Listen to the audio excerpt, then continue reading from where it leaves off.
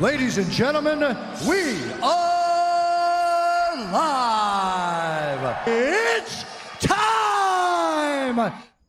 That's right, ladies and gentlemen. Welcome to Wrestling with Toxicity. We are live. I am your host, Super Beard Vince Hoover, joined as always by Super Bro, aka the Booker Jason Hoover. And it is Tuesday night. What up, everyone? That means NXT watch along. But we also got something to talk about today. It's been a crazy, crazy time in the wrestling world over the last week and a half, 2 weeks. We lost some amazing people. We talked about this on the Geeks and Noobs last week when we found out, losing Bray Wyatt and Terry Funk. That was pretty crazy.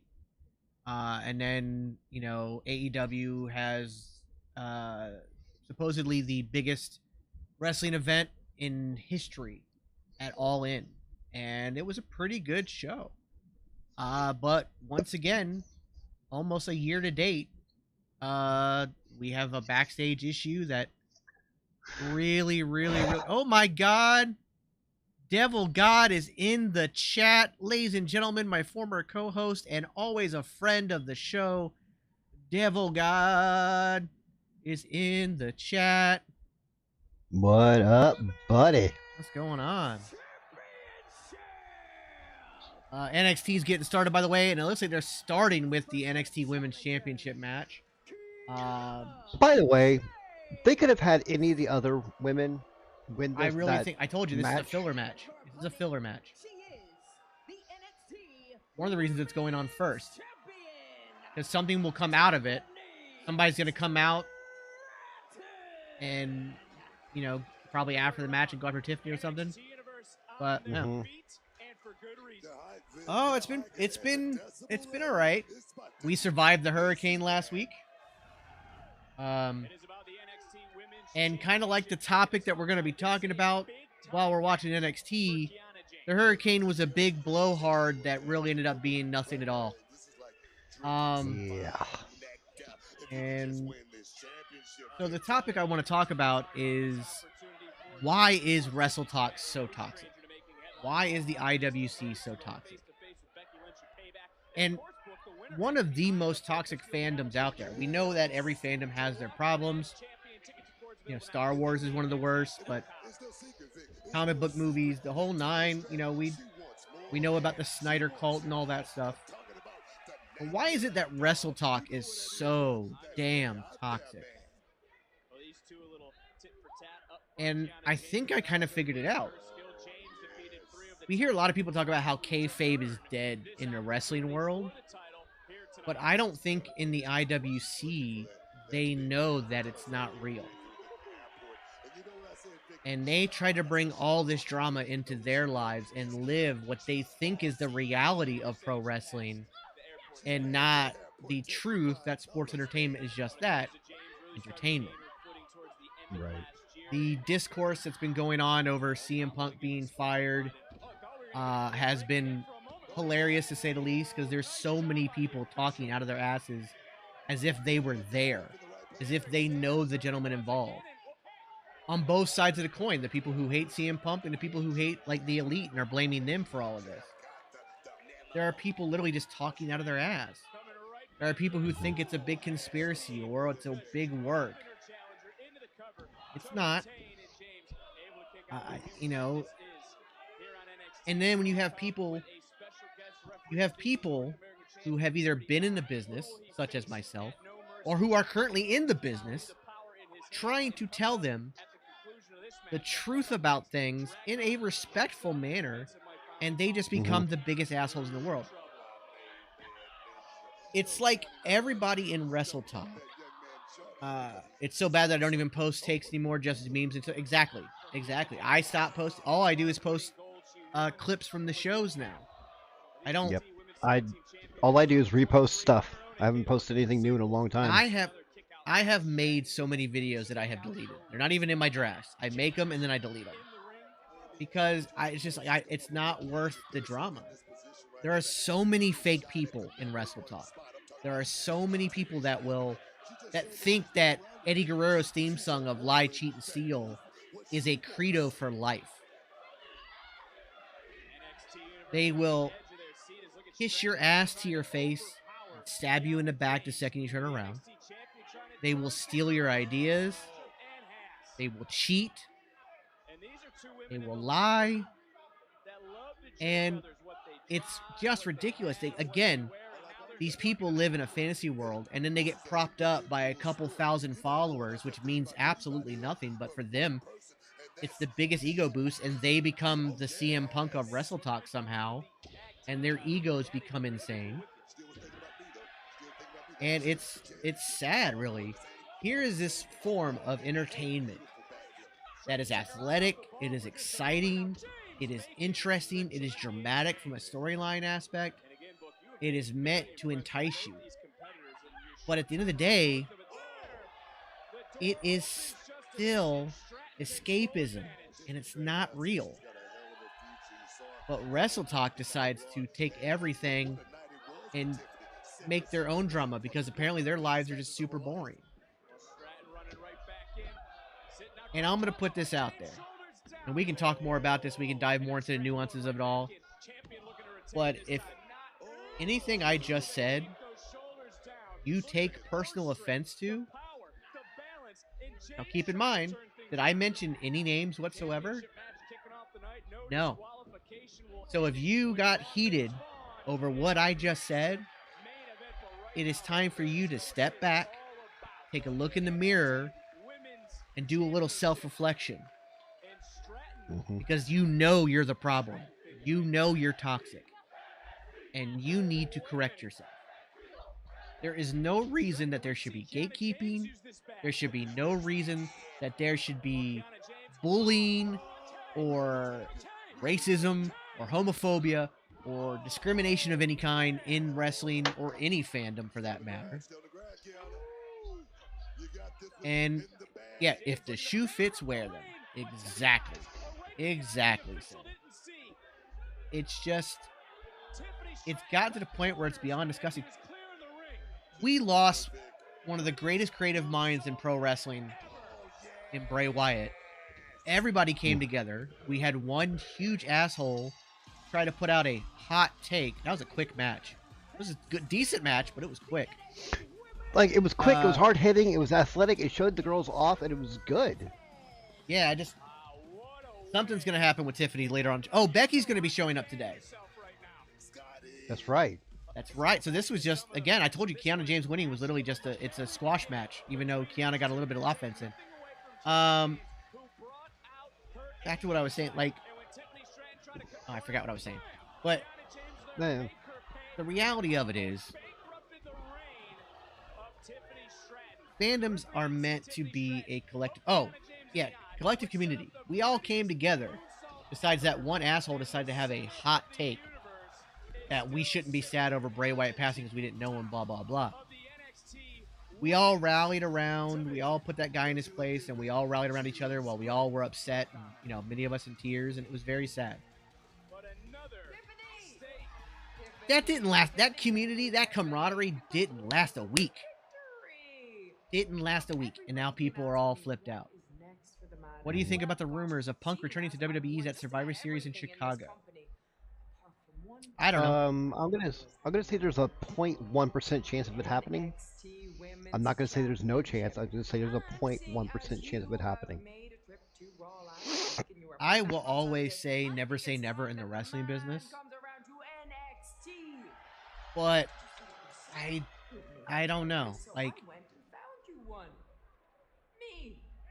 so next Tuesday it will be Tiffany Stratton versus the man for the NXT Women's Championship in the main event.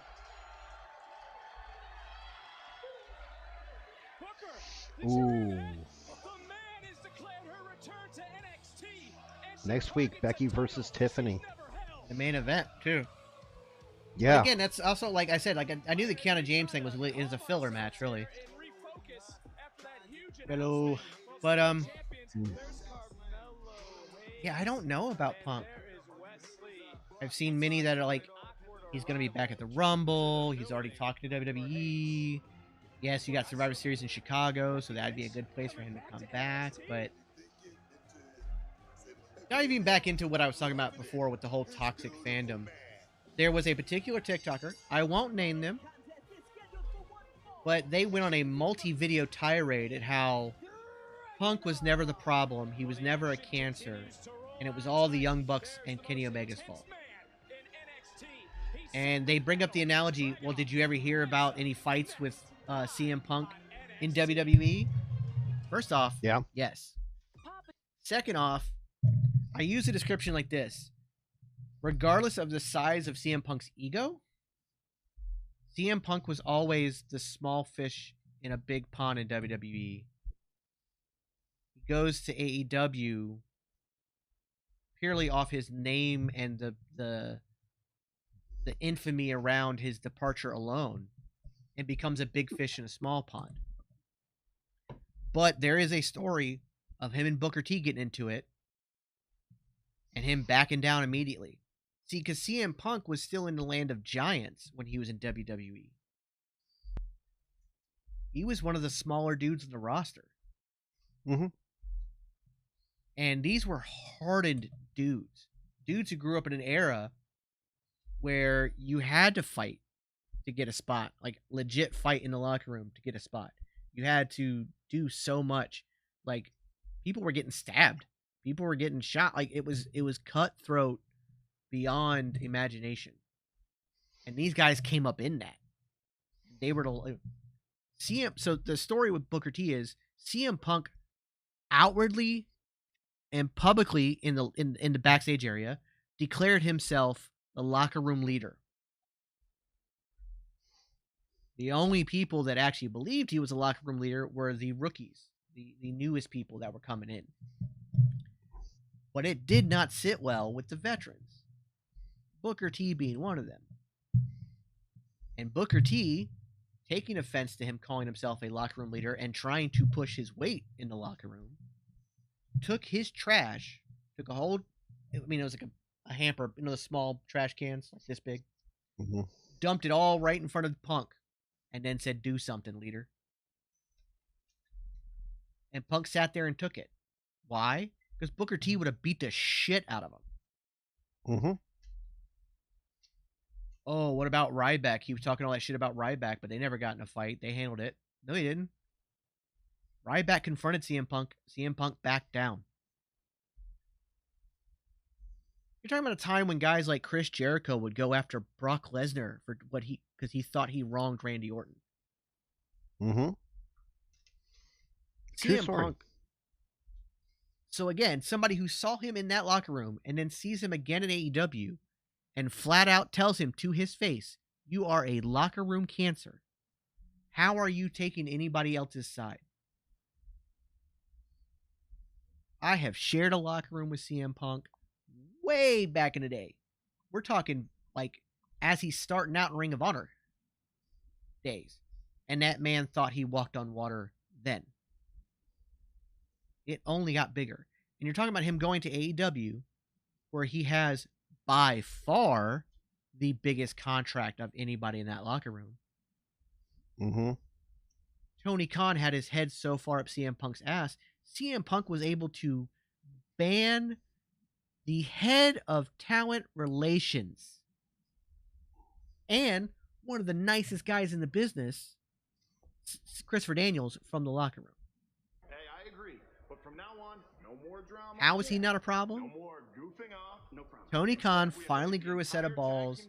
It took him being yelled at.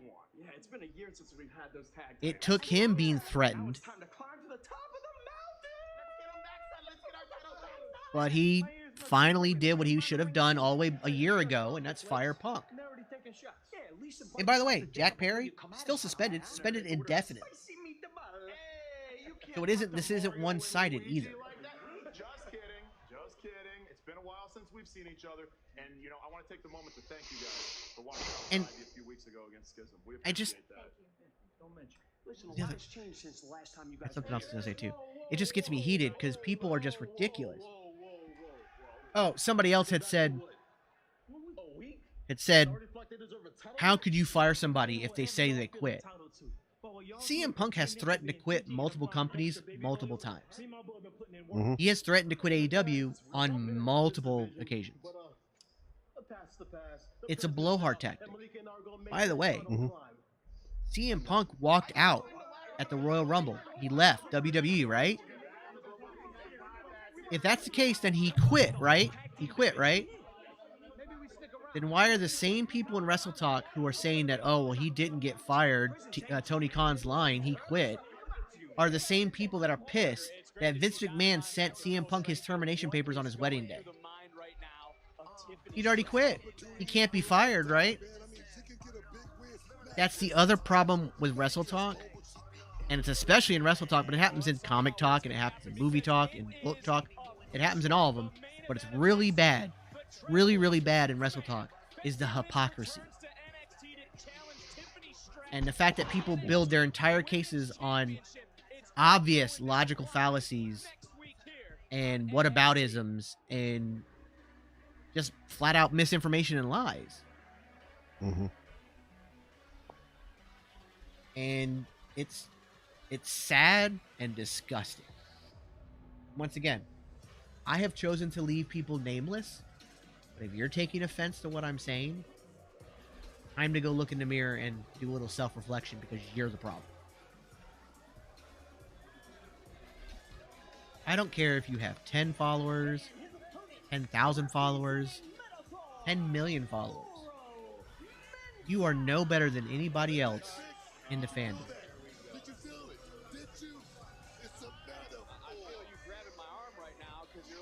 Look, everyone has an opinion. Opinions are like assholes. Everyone's got one, and most of them stink. But when you physically and verbally abuse somebody else for having an opinion different from yours, that's when you get toxic. And Also, when toxic. when you think your opinion is fact. Yeah. And the argument of, well, it's my opinion, how can I be wrong? Opinions can be wrong. Yes. You're entitled to your own opinion, but you can be wrong. If I walked outside right now and looked up at the sky and said, you know, it's my opinion the sky's pink. Not wrong, it's my opinion. No, I'm fucking wrong. Yes. God, drag it off. But I think some wrestlers forget it's a work too. Eddie Kingston. Mm. Yeah. But something else that irks me is the tribalism in wrestling. The wrestling fans and Wrestletok and stuff like that. And the thing is, with the CM Punk situation, there was tribalism within the tribalism. You know? Yeah. So we had your tribalists that were pro AEW and WWE couldn't do right, and then on top of that tribalism, you had the Punk versus Elite tribalism. So, and I appreciate that, like MJF and Saraya and a couple others, and some WWE people as well, have come out recently in interviews and talked about how there's all this tribalism in the internet and this divide, but it ain't in the locker rooms. Now, CM Punk Elite side, setting that aside, what I mean is they talked about how we're all happy that everybody has work. We're all happy for everybody working. And we're also happy that if something happens, you have somewhere else to go. Mm-hmm. We all still talk. We all still hang out if we can. And you've seen that on TikToks too. You've seen, like on Nia Jax's TikTok, she'll have WWE and AEW people dancing with her in the same TikTok. Mm-hmm. Like, they hang out still. Yep. They all still communicate. They all still talk. Like, there's no tribalism in the locker rooms besides that the shit that went down. Like, that was a different type of tribalism. That stuff that went down with Punk in them. But right. And the thing is, we as fans should take that lesson to heart. And not only, but we don't. I understand that. But it is not only with the Wrestletok community, it's with a lot of life too, you know? Well, it's also that like, I think something else that happens, and this is the product of social media. Social media, you only get a glimpse of a person's life and what they're thinking, etc. So, like in my case, I've talked a lot about my issues with AEW and how I can't watch the product regularly because the booking's just bad. The matches are great, but wrestling to me is more than just the athleticism. It's the entire combination of it all. It's the art. It's the ballet of it all. It's the storytelling.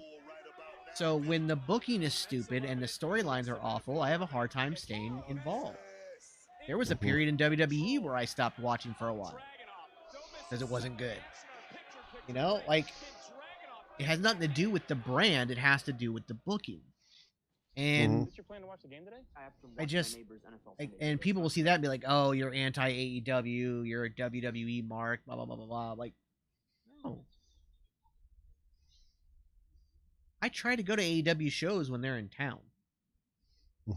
I've watched pretty much every pay-per-view.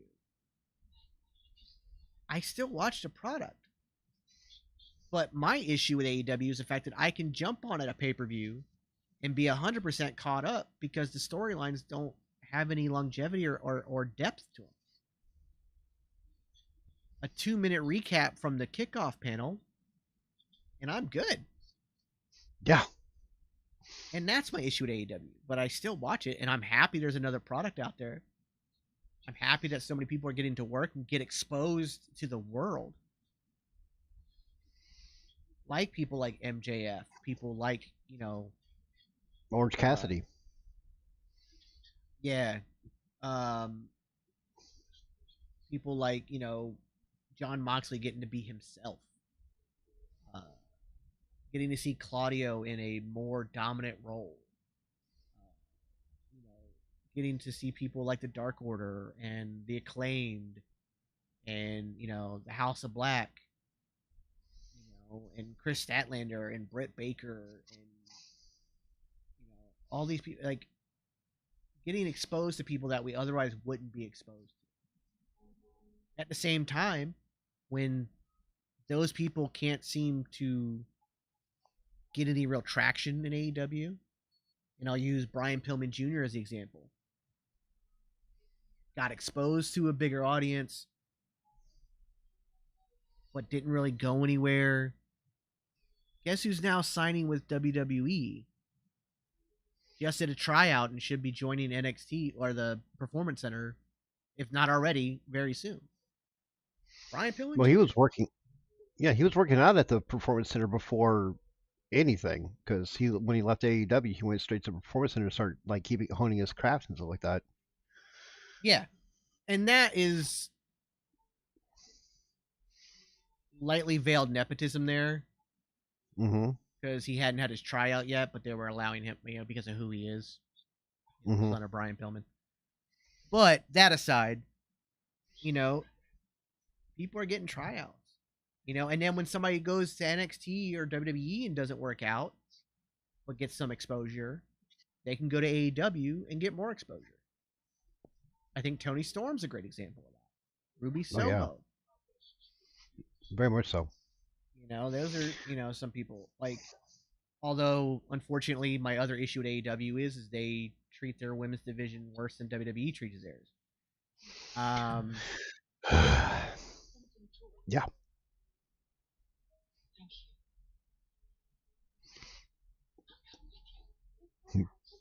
Tony, book your women's division better. I think wrestling in general. I'll agree with that. Yep. Tony's at the bottom of that ladder and needs to go up several rungs. WWE is making strides up that ladder, but they still got a ways to go. Opinion, your opinion. How well do you see Impact Wrestling booking their women's division in comparison? I think they book some women better than WWE and AEW book their whole divisions. But as a Right. division, I don't think they book it any better. As a division. Okay. I think there is a select few women that they book better than anybody else. But I don't think their whole division's any better than any of the other companies. I mean, honestly, I think you can't really use Stardom because that is a solely women's federation. Right. I mean, that's kind of like using Glow or Yeah, you can't really say that, but those are also, Stardom's also very successful. Yes. And so you can at least look at that and go, okay, we can give them longer matches, we can give them better stories, etc. Oh, I forgot that they were back from commercial. Speaking of commercial, we are 5 minutes out from an ad break. Gonna apologize for that in advance. Nothing I can do about that, unless you want to subscribe. You can fix that problem. Make sure you subscribe. If you're on Twitch, it's just $5 a month, and it helps out the podcast greatly. Or you can use Amazon Prime, make Jeffrey Bezos pay for tickets to the billionaires. If you're on YouTube, it costs you nothing to subscribe. Just click that subscribe button. Hit that like button as well. It really helps the algorithm. If you're on Kick, please follow us over there. We got that working again. And if you're over on Facebook, do that as well. Don't forget to join our Discord. Jason just put that in the chat for you.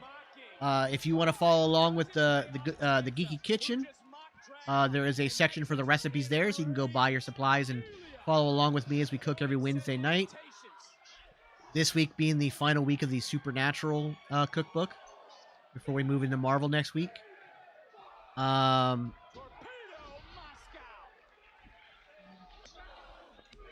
excited to see how that casserole turns out. Yeah, I guess it's kind of a casserole.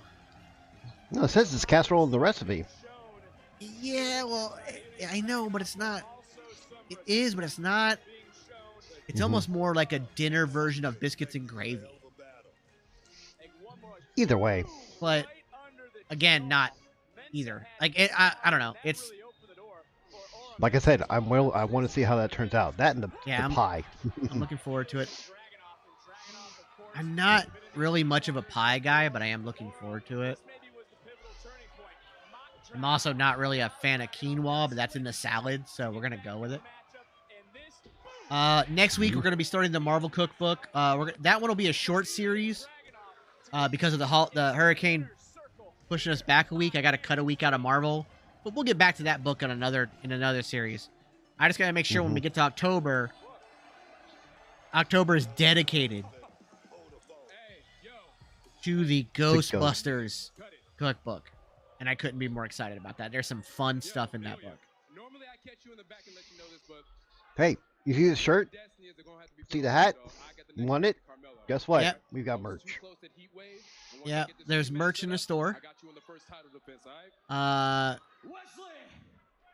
Including a brand new shirt. The Kelly McCosplay shirt. Yeah. Which is funny. I need to get that sound bite before Thursday. We've also got the Geeky Kitchen merches in there now, including a badass apron, which is pretty awesome. And I will rip everyone's house who stands in my way.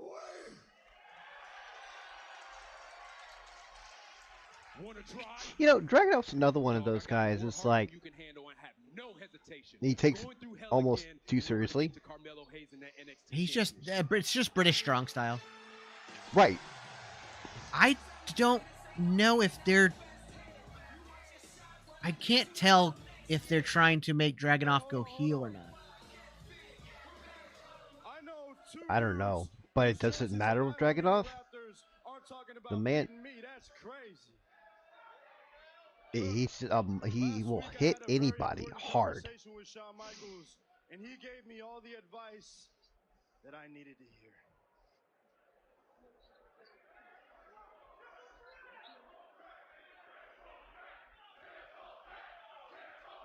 Ilya, despite everything that I allow myself to think, There is no asterisk next to our match at Great American Bash. Listen, hey, you took a risk, and I took advantage. And Wes, you can come up with whatever excuse you want, but same goes for you. You took a risk, and I took advantage. There's no doubt about it that you two are the two top-ranked men here in NXT. But let's see who the best is. Shawn Michaels decided that next week, it's going to be Wes Lee versus Ilya Dragunov. But it gets better, because the winner will face me in Bakersfield, California for this NXT Championship. So next week, Not bad, not bad. I hope you show mercy on each other, because on September 30th, I won't. Booker, Lynch Stratton for the NXT Women's title, and now a #1 contenders match next week. We're on commercial break on Twitch, so I'll wait to say this until we get back from that. We got 30 seconds left on that. Okay. This makes no sense. I don't need this. No.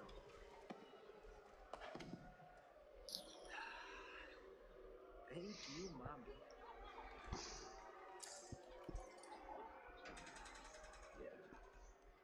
Nathan Fraser, up next is your second match in the Global Heritage Invitational. Do you feel that you need to make any adjustments at all?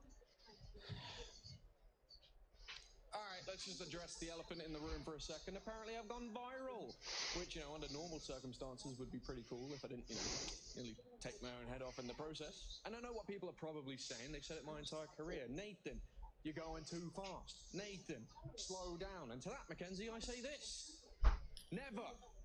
Now, I might have gotten a little bit too excited last week, but that's only because I want the Heritage Cup back so badly. Seriously, it's like all I'm thinking about.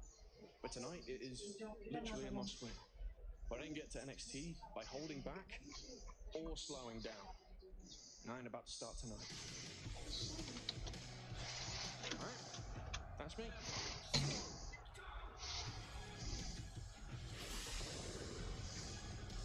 I love Nathan Fraser. Can't wait to see him in the main roster.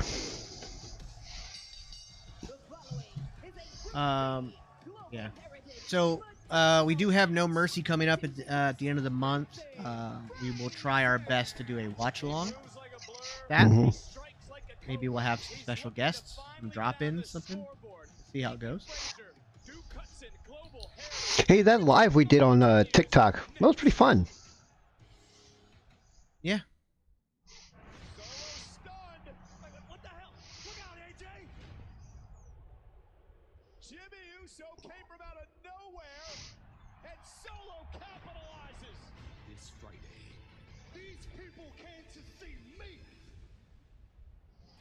Jimmy Uso A top star, Jimmy Uso, goes one-on-one with the phenomenal AJ Styles. And let me talk to you. witness all the fallout from WWE Payback. Friday Night SmackDown, live from Oh wait, Boston, Payback was a really good paper. only on Fox. Oh, it was. Honestly, I was very excited with it. Nearly 2 years, we have asked the WWE Universe to join us. And on Monday Night Raw, they showed Adam Pearce was talking to Jimmy, or was it Jay over at Raw? Jay. All right, so Pierce was talking to Jay about someone's got to get traded over as reference, equal stuff. This is how we get Cody over at SmackDown. Yeah, I mean, it's an easy way to do it. I think it's kind of a cop out, especially since Cody is the one who said he had to use all his backstage politics and favors to get it done. It would be weird that he would be the one then sent over to SmackDown. But once again, But also that means that he's going to be on SmackDown for 4, 5, 6, 7, 8 months before finally getting to Roman.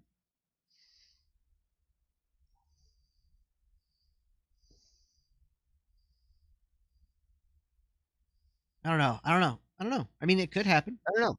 It could. It could happen. But who else? Who else? Miz?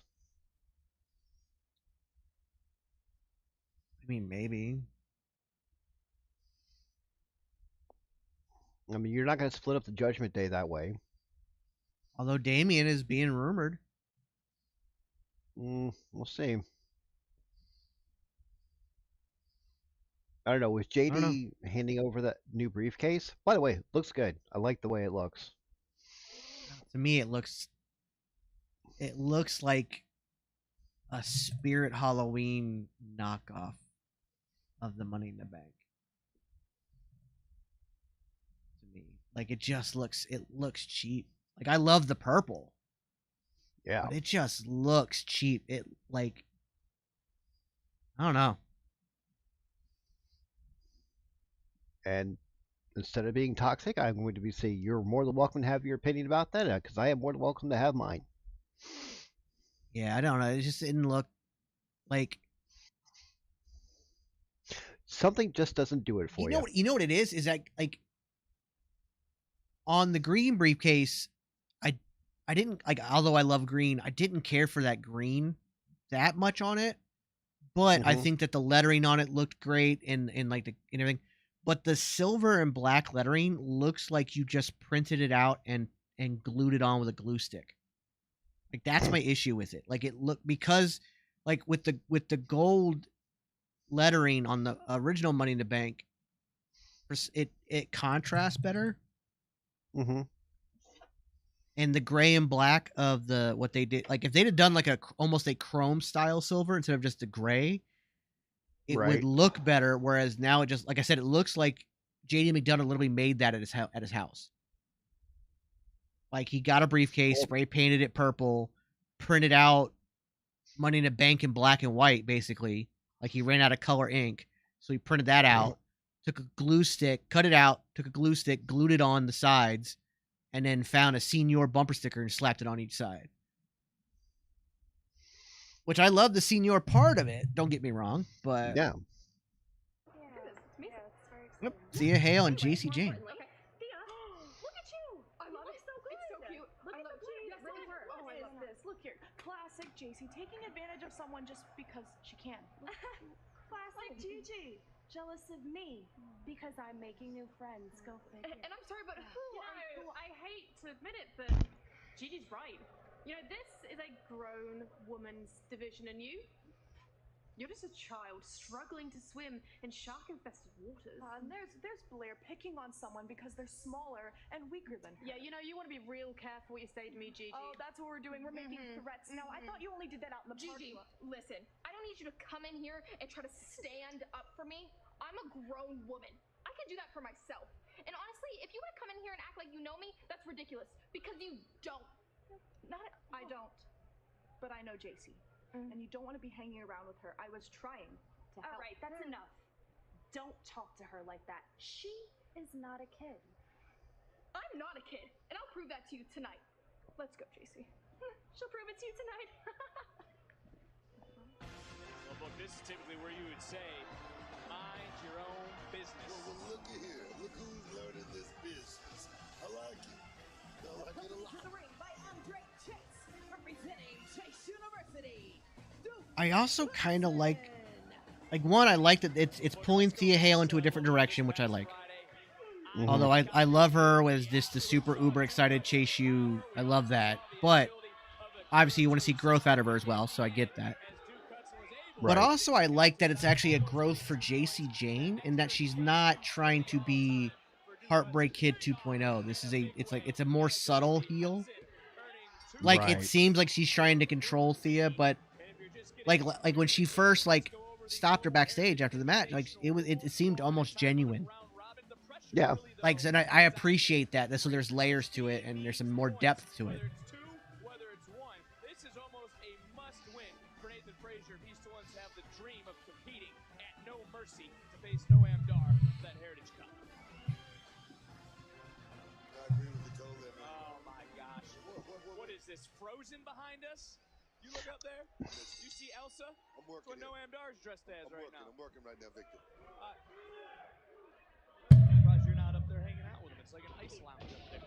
Hudson, though, getting back to the action, running over Nathan Frazier. No. Can I make a point here? I mean, you go back to level up when this man Duke Hudson went out there and dominated Akira Tozawa. We had Andre Chase on the outside looking at him. My question, what was he thinking? What was he thinking watching his man go out there and dominate and win in grand fashion? What was he thinking? It's hard to imagine for Hudson focused squarely on business with everything going on with Thea Hale. We saw her earlier now, of course, running with a different crowd, specifically JC. Let me tell you something. Thea Hale's growing up. She's not like a little kid anymore. She's a grown woman. I think. Well, Duke Hudson showing his power, just ricocheting Nathan Frazier off the mat into the cover for Hudson to get 2 more points, and a kick-out. Hale was not present ringside this past Friday, is not tonight. What is beautiful? What are you talking about? It's a metaphor. Did you see it? Did you feel it? I wonder is I would like taking this serious. See Nathan Frazier get the cutback, but at the same time, I would also like to see other people get a shot at the cup. Right. Also means everything to Nathan Frazier, who's risking to wipe out Hudson, the former Heritage champion. Pressure down 2 points just to Hudson. Tonight, a loss, he could be virtually out of the Heritage Cup Invitational. His back is against the wall right now, and now his back is on the mat. Oh, beautiful. I like everything about this kid, Nathan Frazier, but let me tell you something. He's got the heart of a lion. He's got the talent as well, but the competition is just stiff thick here in NXT. After No Mercy, Saturday, September 30th, Hudson may need a bigger trophy case with how he is rolling throughout this tournament. Now Hudson just got a little more angry, and now we're seeing a side of Duke Hudson we typically don't see. Now let me tell you something. If Duke Hudson just let that line loose, can you imagine, Vic? Can you imagine what this young man can do? Well, for Duke Hudson, he's got to black out the Chase U issues and think, how can he distance himself from Group B side? Looking for that Razor's edge. He's going for it, Vic.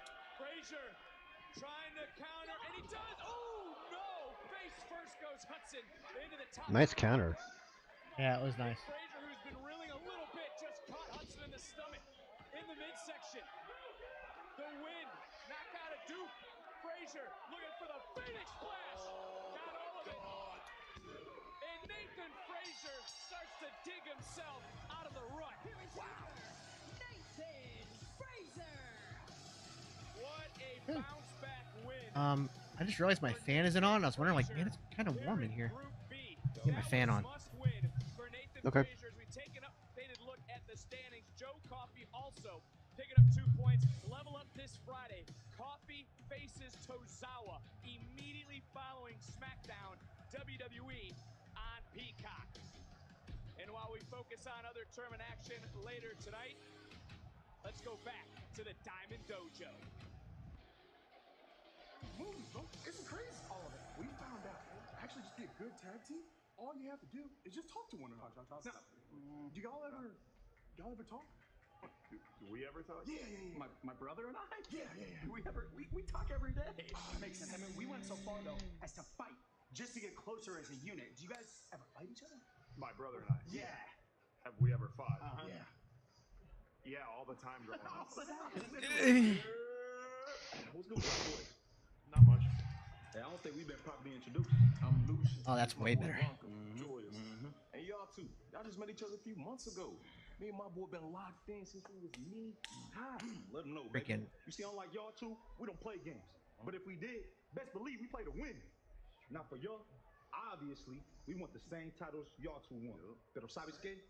We don't plan on going around y'all. Best believe we gonna go through you. We don't act like we're not about that tag team life. Because you're not. And honestly, I don't expect you to be. See, these two, they more than just some common bond. More than just blood brothers. I know this, bro. Because the streets made them that way. And me, that's something I can relate to. Yo. Okay, we're related. Yeah. Is that Reggie? Yeah. Scripps. I gave up on the scripts, the superhero, no, whatever. Okay.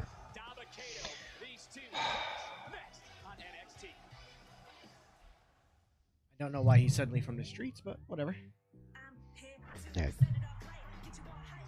Don't know.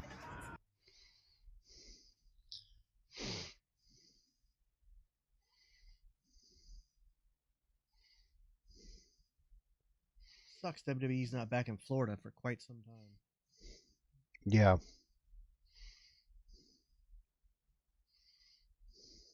For the rest of the year. Yeah. But they did do, I mean... And about a month and a half, 2 months ago? SmackDown and Raw have done 2 shows in Florida this year. Last one being in July. Oh, the Continental. I really hope they do the series justice. I'm hoping so too. There's a lot to live up to there. And I heard somewhere like there's a Wick 5 coming out.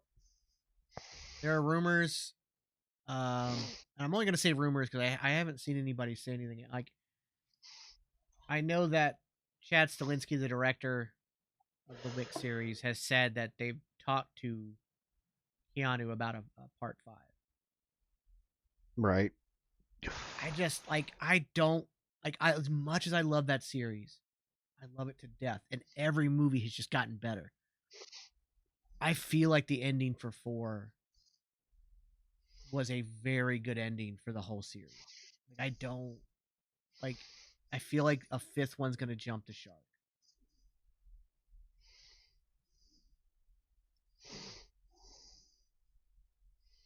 I mean, he didn't need to fake his death if the High Table had already released him completely again. Like, that's what he wanted at the end of that. Mm-hmm. So, I mean, the whole message there was that no matter what he did, his only true out was to die. Mm-hmm.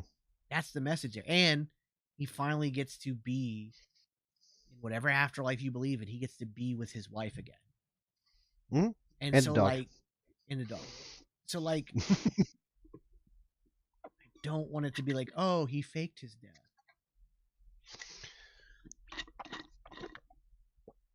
And okay, I will unashamedly admit this. I love the My Big Fat Greek Wedding movies, and I'm really looking forward to this 3rd one. I haven't seen any of them. I think they're great. They are so much fun. Like, legitimately, I haven't seen a single one of them. Oh, they're so fun.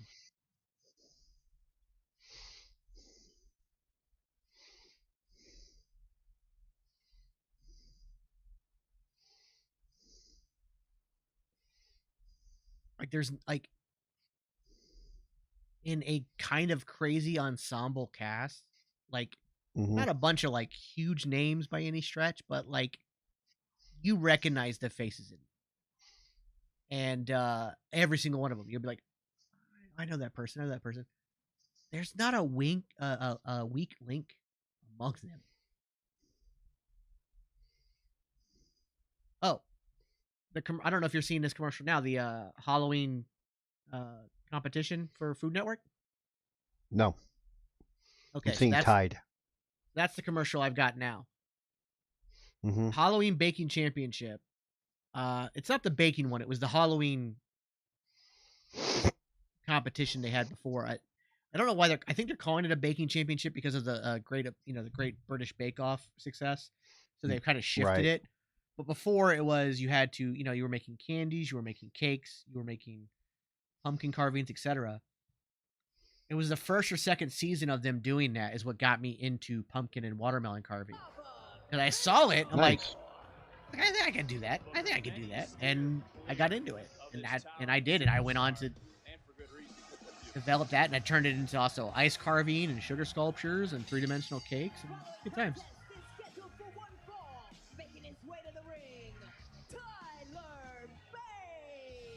As I say that, you see in the eyes of Tyler Bate what would be going through your mind if you were the big strong boy? I can't answer that right now, but I can tell you this: the big strong boy, he's a guy that's capable of going out there and beating anybody in the middle of that ring. Do not underestimate Tyler Bate like I did when I first arrived here in NXT. See Tyler Bate taking a few extra deep breaths, and Tyler Bate now bringing the fight right to Dabba-Kato. And look, this isn't Good. we get a bell. This isn't typically what we see from Tyler Bate. We know he's centered, we know zen, but no one would blame him if he just became unleashed in this match. You got to be unpredictable in here with somebody like Ooh. Dabba-Kato, because he's a monster. Well, Tyler Bate, of course, part of the Global Heritage Invitational, but he's got to put Dabba-Kato in the rearview mirror. No way. There's no way. Dabba-Kato, just look at the Come on, you big strong man.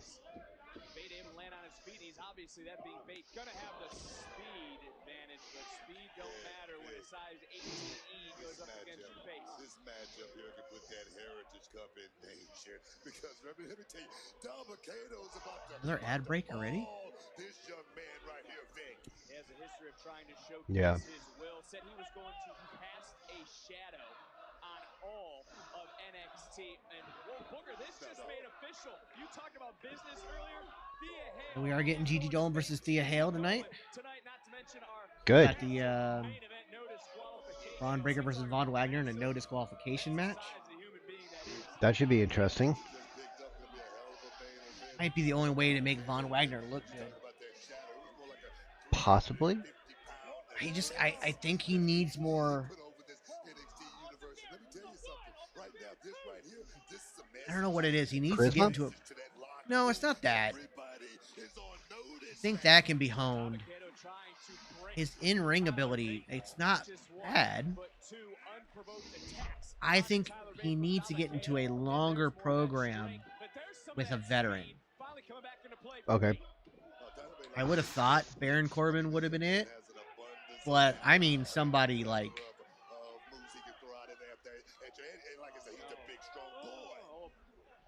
Bop and bang didn't work for Bate. Trying to knock down the big fella. Gonna take more than that, Vic. Dabba-Kato rocked. Dabba-Kato reeling. Dabba-Kato catches Bate. Looking for that choke slam. Oh, nice counter from Bate. And Bate now again. Not gonna happen. That, Vic. There's no way. Big, strong boy. Look at the leg strength on this kid.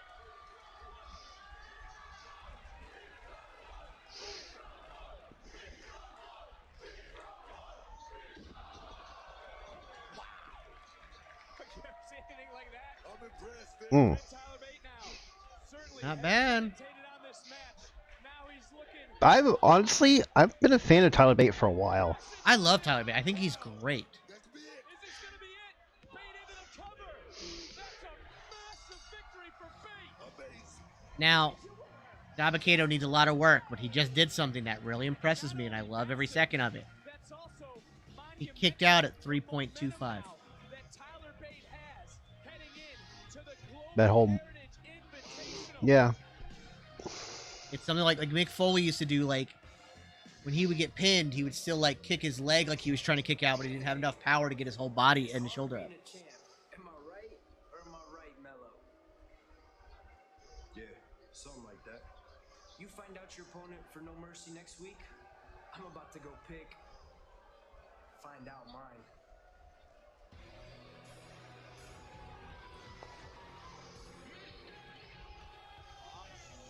Kind of surprised Rhea's not there. Is going to call this right down the middle. You can trust a snake, Vic. No, you can't. You can trust a snake to bite. All right? And that one, you can't. I agree with you there. Please welcome special guest referee representing the Judgment Day. You know, you gotta give WWE kudos and props for the fact that they were able to take the son of Rey Mysterio Jr. and make him the biggest heel in all of wrestling. Yeah. No, I'm so sick of Dom as North American champion. You and me both. But Dragon. That Sol Ruka in the background? I know he'll be Gray sweats, in the, yes. No, not in the gray sweats. That's not Sol Ruka. Oh, right no. there in the black. Black- No, it's not her. No, that's not her Is it? either. I don't think that. I don't know. Oh yeah, that's real professional, Kiana. That's God's mindset. No, it's not her. Don't even, challenging for the title and winning it. Those are all new girls. Those are all like new signees. In the background. You need to relax. Gotcha. Okay? You should be grateful that you even got the opportunity. Damn right I did, because I took it right from you. And I have no problem doing it again. And again. Don't let her get you. And again. Don't.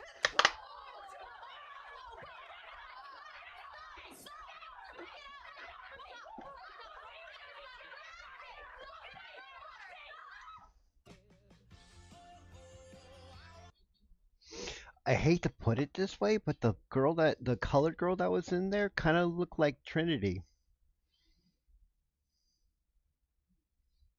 Yeah, that's not the right way to say that. But it's the only way I can explain it. African American girl. The last girl that showed up in the green crop top and cargo pants. And by the way, looks nothing like Trinity.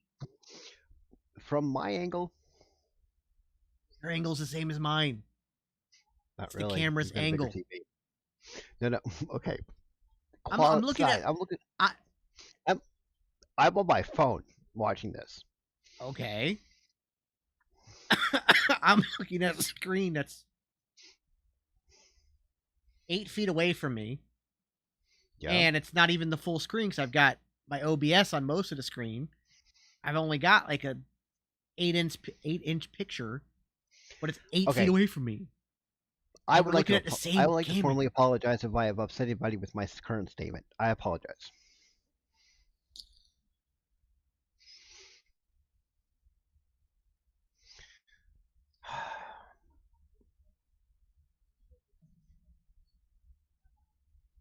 Kicked off of shit. What? You're gonna get us kicked off of shit. Lord, that baseball game is taking fucking forever. Who's playing? It's the Red Sox and the Rays. Rays are currently winning, but it's only the bottom of the sixth, and they've already been playing for like 3 hours, 4 hours. You know, the pitcher clock was supposed to stop long games. It has. Like, for this whole season, I've been able to watch baseball because it's been like, it's not like super boring. Like, I want to go to a live game again. Like, I love live baseball, but part of the problem has been that those games take, 7 or 8 hours. Because pitchers want to sit there and take forever. Now that with the pitch clock, most games are 3 hours, 4 at the longest. But the fact that this game feels, I don't know, I'm pretty sure it started at 5. And it's now 9. 4 hours? Yeah. They're not normally this long. I don't know if there was some kind of delay or something. You can't say rain delay. I think they're in Boston, so it could be rain delay. Okay, that's a different story. If they're in Tampa, that's, I think they're in Boston.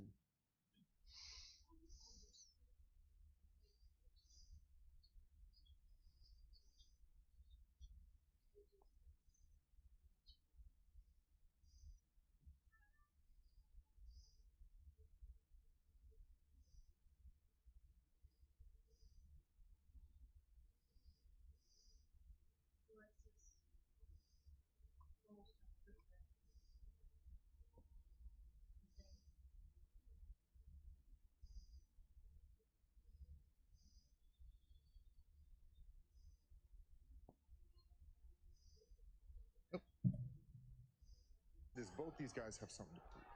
Well, they have to prove it to me. I mean, Braun walks around and he talks about being the alpha of NXT.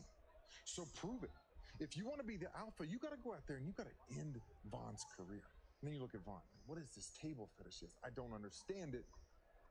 But again, if you want me to think you're something special, you want to play with the big boys, then he needs to go out and get this win. Now, as for who I think is going to get the job done, well, I don't actually care. I'm just going to enjoy sitting at commentary watching them absolutely destroy each other. And when it's all said and done, the dust settles, I might pick up the scraps. I don't know. We'll just have to watch. Massive main event still to come, but the internet shocked earlier tonight. So next Tuesday, it will be Tiffany Stratton versus the man for the NXT Women's Championship in the main event. And moments ago, Kelly Kincaid tried to catch up with the champ. Huge news, an enormous NXT Women's Championship match next week between the man, Becky Lynch, and the NXT Women's Champion, Tiffany Stratton. I'm going to try to get a word with her. Tiffany. Absolutely not. Nope. Get out of my face. Get out of my face. Nope. Nope. Well, the man is coming back around to NXT as Tiffany Stratton holds the one title Becky Lynch has never held. Stratton. I don't see Tiffany losing next week, Women's Championship. but it could set up for maybe something at No Mercy. I could see her losing, but through disqualification or kind of some way that Tiffany can't win this. That's what I mean. Title. Right? She doesn't lose the title. Right. Either she cheats for the pinfall, or she gets herself disqualified, or something like that. Which again sets up No Mercy. Yeah. And then maybe I could see Becky winning it, mainly because she's never held it. Right. What belts is Becky? I don't remember if Becky's actually held the tag team. Yeah, title she held or it with not. Lita. Okay. Oh wow. That literally just happened. Yeah. That's what set up the whole Trish Stratus storyline. I'm a bad reporter. She's held every title except for the NXT title. I think she held the 24, even the 24/7 title. Yeah. For like an hour. Back to my point, I mean, Mustafa Ali, I think he's realizing that he's going to have to make his own breaks. He's not going to have to worry about politics. He's got to understand that is a play decision. Just a new alert. Hurricane Lee, or right now Tropical Storm Lee, out in the Atlantic off of Africa, is probably going to be a Cat 5. It looks like it's going to be a Cat 5. So it'll be the strongest, either a high Cat 4 or a Cat 5. But as of right now, there's only one projection that has it going to the U.S. All the rest have it like kind of curving back and just going out in the Atlantic and dissipating. Okay. So we'll see. So not really something to worry about right now. Yeah. I'm surprised he even remembered to ring the bell. You saw him reading the rule book earlier. He's ripping it apart. Let me tell you something. Dominic just walked into NXT and first title shot, won the North American Championship. Shows me how good, tells me how good this young man really is. He's wearing. He's not running. He ain't ducking. He ain't hiding. Vic, come on, get him props. Hopefully, Dirty Dom took some notes from the greatest of all time, John Cena, on just how to be a special guest referee. Cena, by the way, also was a referee, a host, an interviewer, all at Payback this past Saturday. Look, you need some chapstick. Do you need chapstick, Vic? What? All the kissing you doing right there. You know what I'm saying? Booker, I'm focused on my job, which is calling this matchup to find out who's headed to No Mercy, who will face Dominic Mysterio for the North American Championship. Is into the cover. Hey, you know, one thing. Dominic's in great position right now, and he's calling it right down the middle. The question is, whoa. Both these guys are great competitors, so he has to call it right down the middle. Nice hurricanrana takedown by Mustafa Ali. When the dust settles, though, for Ali, even there for Dragon Lee, there'll be no more to two. One of these two will earn the opportunity to be the #1 contender. Big differ. I mean, it's never going to be over. I mean, these guys will face each other in their careers many times. Nice. Just a drop in the hat here tonight. Oh, here we go. In a near fall, Ali just able. So close. To kick out, I think we might have been looking at Dominic Mysterio in shock. We do realize there's no real. Dom's doing a good job being like the ref. Well, he kind of doesn't have And, any like- reason to not be non-partial. He doesn't like either one Right. of them. Now, he did say he'll get to pick his opponent, but like they're both, I think, kind of equally a threat. Mm-hmm. So at least right now, he's got no reason not to call it down the middle. I don't know how he's going to do it. Dragon Lee. We've seen both these superstars take great risk throughout their career. And now Ali right back in. Devastating clothesline. Into the cover. Into the count. And Dragon Lee able to kick out at 2. Ali 1 second away from becoming the number. Ollie's having a really good match tonight. His chemistry with Dragon is just really on.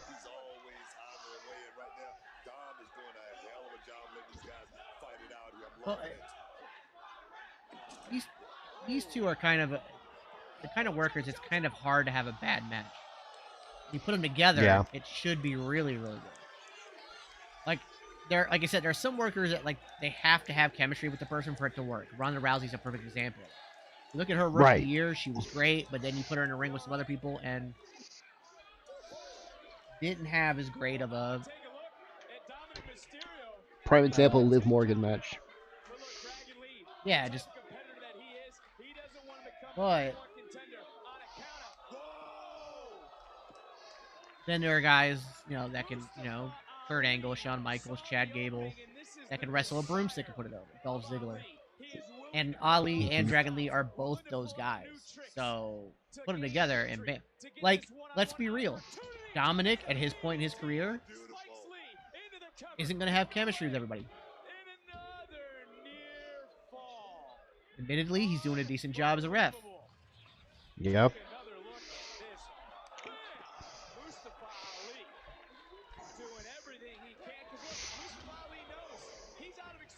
After tonight, he's been so close to the past. If he doesn't win tonight, he's got no one to blame but himself. It's all about the future now. Oh, wow. One thing about these guys, they're both hybrid athletes. German suplex bridge and Both of these young men, extraordinary talent. And it's gonna be who wants it most, Vic. Survival of the fittest, man.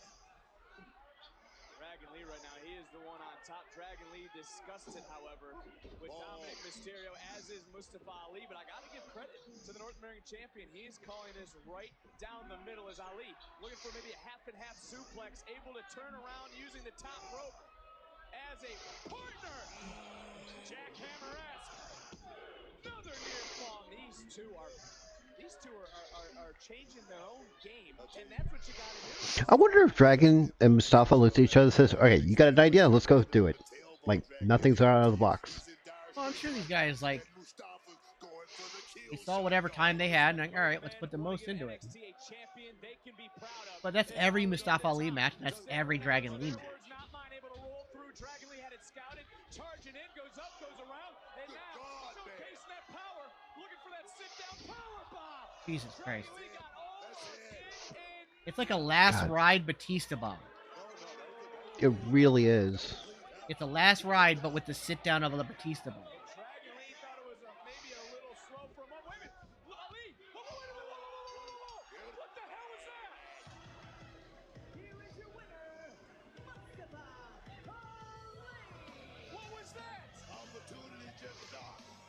Nice.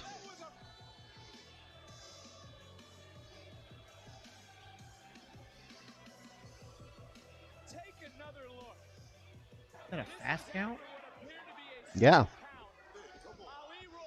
Yeah. That was a normal count. That was the fastest count he had all matchup. I don't think Dominic Mysterio wanted to face Dragon Lee at No Mercy. He had this whole thing in his hand.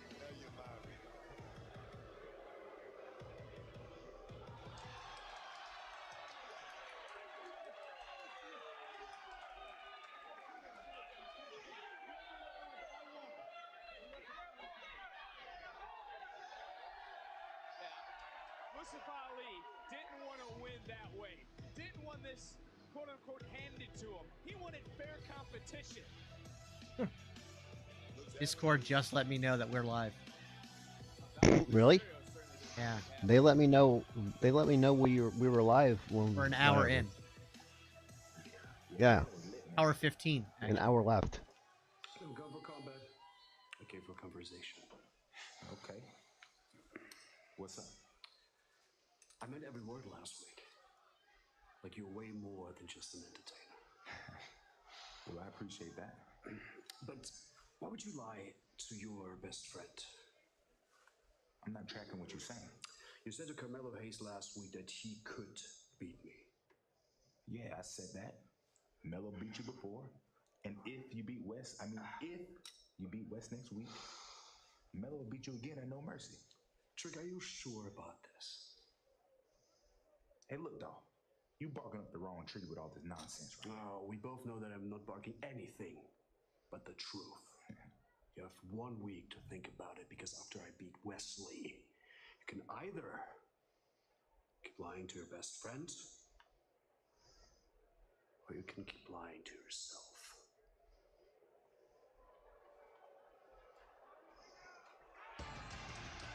What's Dragon up to? As I said, I don't know where they're. Are they taking him to heel route? I don't know what they're doing. It's Butch. What's he doing here? God damn it, we're on ad break again. Oh. Global Heritage Invitational Match. Introducing first, representing the Brawling Brutes, Group A action continues next. Who takes another step forward? Oh god, I hope they don't show Axiom's entrance. I'll look away. He is like really super talented, but god damn it, his entrance makes me want to vomit. Like, legit. So are you seeing the NFL WWE championships? Okay, I like them. Some of them look really good. Others, I like the Seahawks one. The Bucks one to me feels a little plain. They're all the same, just the colors. You're right. But like the Bucks, I think the ones with the red, the color schemes that are kind of like that tend to just kind of feel the same. The Dallas, as much as I do not like the Dallas Cowboys, that Dallas Cowboys belt is kind of fire. I agree. Again, I like the Seahawks one. Mainly because it's my favorite colors. It's also unique looking compared to the other ones because of its unique color scheme. Mm-hmm. I haven't seen the Vikings one yet. It's not bad. But the Falcons, the Bucks, the Chiefs, and there's one other team. Their belts look almost the same. Had a Jaguars belt, but I guess it's been pulled. So the Bucks one, they've got like the black background on the pictures I'm looking at and stuff like that. But it's the flag 49ers, and not the ship, right? It's the flag and not the ship, right? Yeah, it's the flag, not the ships. It should have been the ship. Agreed. The 49ers, the Chiefs, I hate to say it, Cleveland Browns, they all look very, very similar. You know. See, the Cleveland one should stand out kind of the most. It should be a orange background. And but it's an almost maroonish brown. Yeah. Zada went with the orange background. See, I like the Titans. I like the Titans one. Well, the Titans one, but if you look at the Titans and you look at the Texans and you look at a couple, there's one or two others that I think the Bills one. They look, because you have similar color schemes, the belts tend to look similar. Mm-hmm.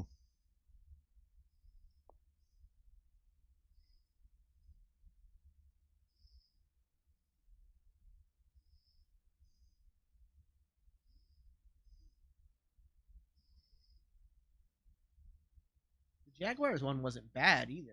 That teal was real nice, but like I said, I think they pulled it now. And again, going back to our initial conversation of the division and the thing, you had AEW tribalists saying that WWE was petty for pulling that. And then you had WWE tribalists being like, "Oh no, they had it up. AEW made them pull it." No, one, it was up after people said it was pulled. Mm-hmm. But if it has been pulled, it's because the owner of the Jaguars made him pull it. And that's the Right. only reason. And yes, I agree with you. I'd like to see Hawks one with that neon green strip in the middle and the neon green on the back of it. Stuff like that does look very nice. Yeah, I think something else I would have done with those belts is on the back, on the leather, on the strap. Right. Instead of it just being one solid color, I would have done a like 2-inch strip all the way down the middle of it of the secondary color. So like on the Bucks, do like a pewter strip. Right. Also, like some of those belts, you probably should have done like their alternate colors or their throwback colors. Like, could you imagine like a creamsicle belt would be fucking awesome? Oh, that would be with Pirate Pete. Yeah. Buckeye Bruce. Buckeye Bruce. Yeah. I think like maybe a Steelers throwback one might be cool. Even though I hate the Steelers throwback jerseys, I think the color scheme would have been cool. Right. Same with maybe Green Bay. And the V Foundation raising money for critical research. Tag in to take action today or visit counterthecrusher.org. Oh, there it is. So looking at the Minnesota one, and it's purple. What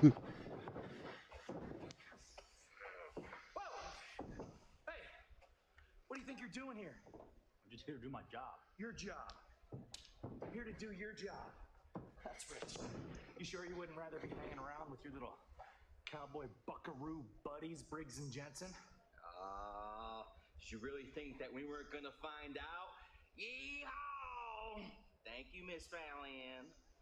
You went behind our backs. Just wanted an opportunity to compete on NXT. Well, guess what? You're not ready. If you were, I would have told you. But you're not. Next week might be your only opportunity to make a good impression. So you better make it count.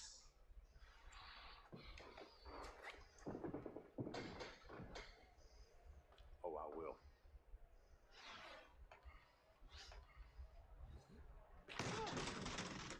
I knew it. I was ready. I was on your ass from the get-go tonight. Want to know what else I know? You can't beat me without a little extra something. The first time it was the ring post. Then, on the entrance, you want to jumpstart.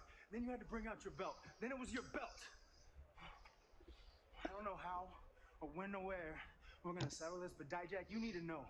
You are not done with Eddie Thorpe because Eddie Thorpe isn't done with you. He's yo. I mean, last week, Thorpe rightfully angry following his match with Dijak. Like the attitude.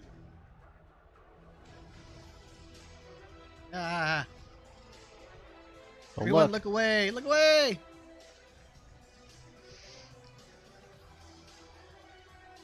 The absolute worst entrance in wrestling history. Well, Booker, this is quite the draw for Axiom in his first invitational match. That needs to stop. Like, legitimately, that needs to stop. Don't get me wrong, I love Axiom, he's a great wrestler. But that needs to stop. Yes, for sure. Oh, still going. Global Heritage Invitational. Talked about it earlier, but just a reminder, round robin style, 12-minute time limit, pinfall submission, 2 points, draw 1, the winner of Group A. As you see, Group B, those standings are fluctuating, and when it's all said and done, the winner is going to meet Noam Dar. Well, it's good to see Laura Mensa, your main man, is back. They're going to meet at No Mercy. Oh, yes. And let's say Butch has been on a roll. They're coming off that huge victory over perhaps the toughest guy in this tournament, Charlie Dempsey. So he's on point. He's ready.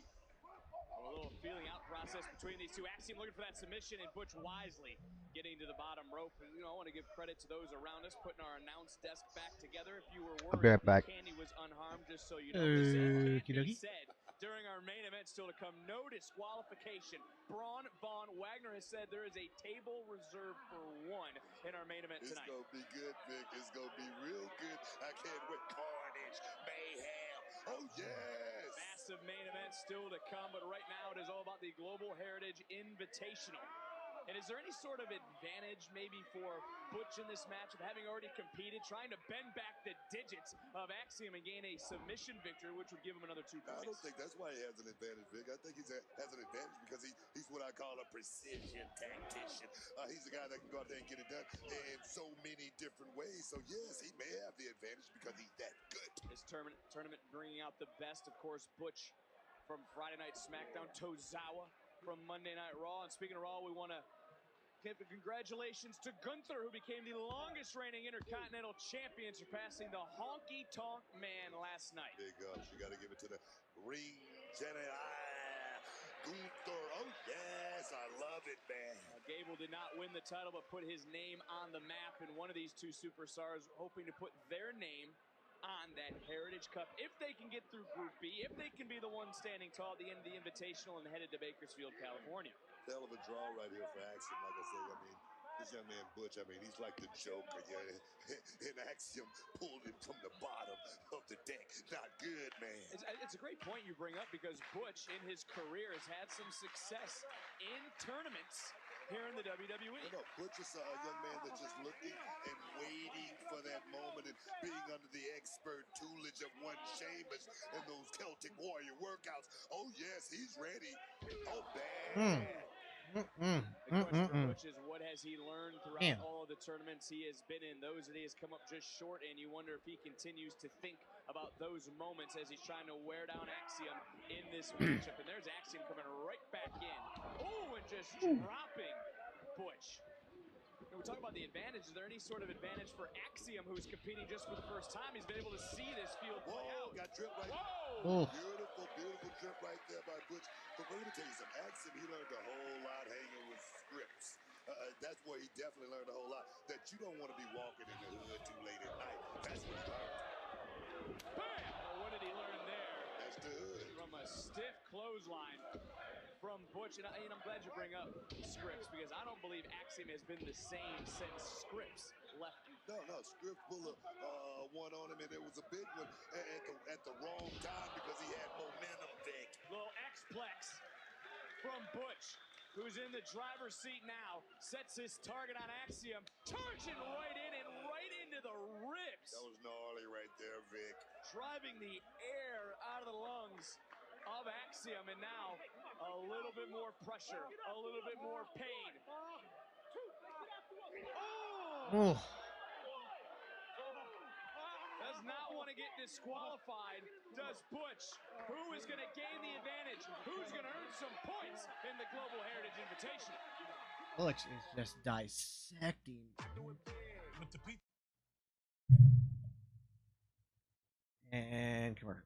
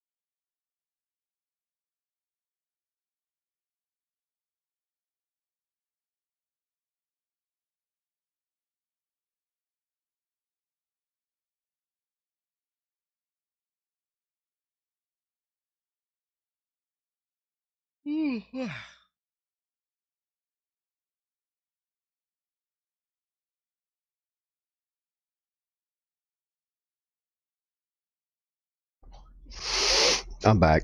Okay. What did I miss? Pretty decent match so far. Mm-hmm. Is there a naked child on the screen? Thank you.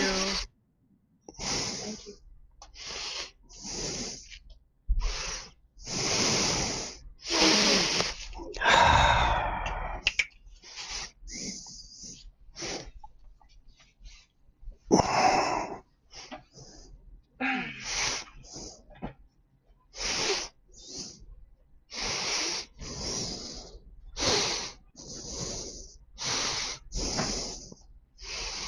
Move your microphone down.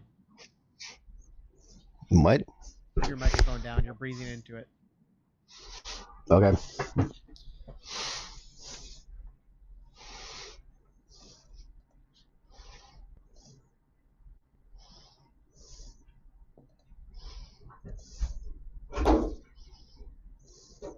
Curious to see who's in control when we come back from commercial.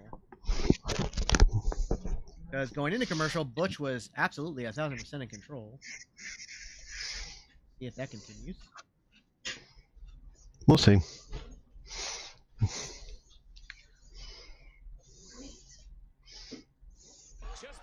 Yep. Well in control. No, I want to go back. Big shots right there by this young man, Vic. There you see metaphor. I guess as good as yours. So I think Butch is going to lose this one. On his feet somewhat. This during the break. Butch. Boom!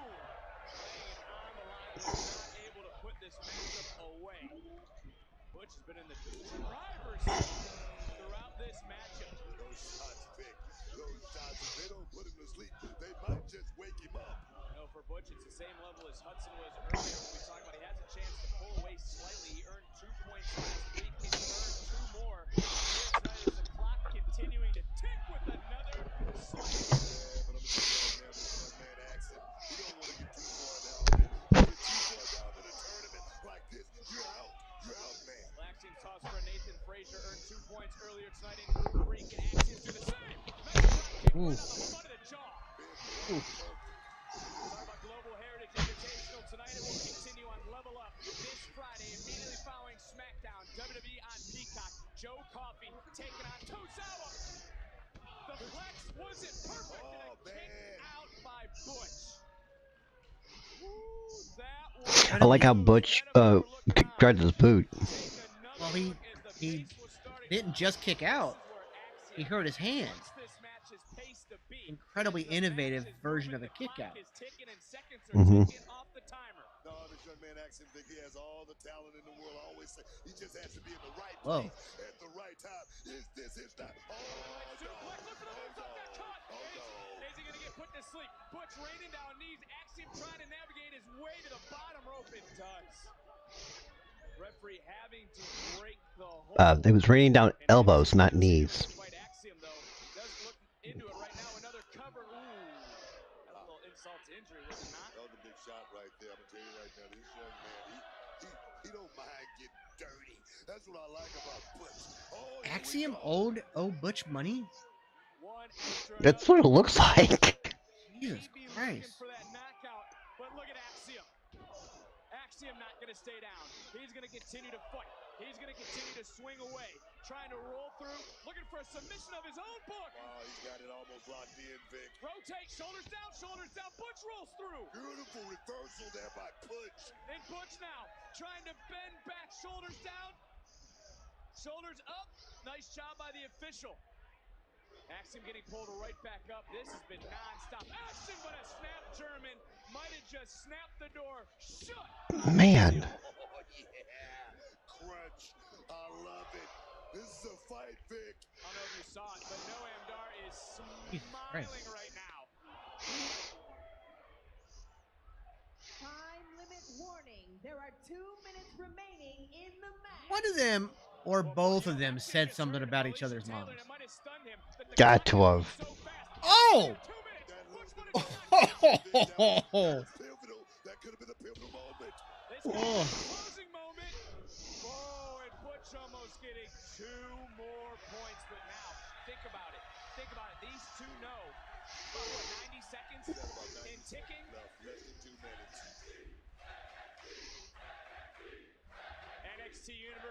It's a hell of a match. Yeah, I wish they hadn't had a commercial break in the middle of it. Hell of a match between two guys that's evenly matched. But who's gonna pull it out? Who's got that kill shot in their repertoire? Here we go. Butch was looking for it. Oh! But Axiom did. Right underneath the jaw. Axiom now. Don't waste any time. Ooh. Golden ratio. Jesus. Connects into the cover. Bad position. Nice job again by our official. Oh, ref. Awesome. Awesome. Awesome. Awesome. That stopped the pin. And that might have been Axiom's best chance. But now looking for the submission. Taking things. Sand in the hourglass is running out quick. Got to be underneath 60 seconds and counting. Axiom doing his best. Can he get the submission? This has to be Axiom's last effort. That's what he's got to be thinking in his mind. Butch now. Oh, Butch got the digits. Bend him back to break the hold. That pain right there just shoots right. So there's the clock. 15 seconds. Look, Butch looked up. He sees it. Bitter end. But will be the bitter end for Axiom. Into the cover at 6. No. Kicked out is Axiom. Clock still ticking. Butch 2. Due to the time limit, this match has been ruled a draw. First draw of the Invitational. Yeah, of course, Noam Dar and the rest of Metaphor on their feet. That means both superstars awarded a point. But, I mean, this had everything you wanted. This is the two superstars. Oh, we're on commercial again. Superstars from around the world who are in this. I would say, There is no quit in Axiom. I There is no quit in Butch. granted we didn't get to see what was going on during the commercial break, but I would put this Yes. match, as far as quality goes, I would put this match against anything that happened at All Out or All In. That was an extremely. Axiom gets a point. Butch now with 3. He does extend the lead a little bit in the Global Heritage Invitational Tournament for Group A.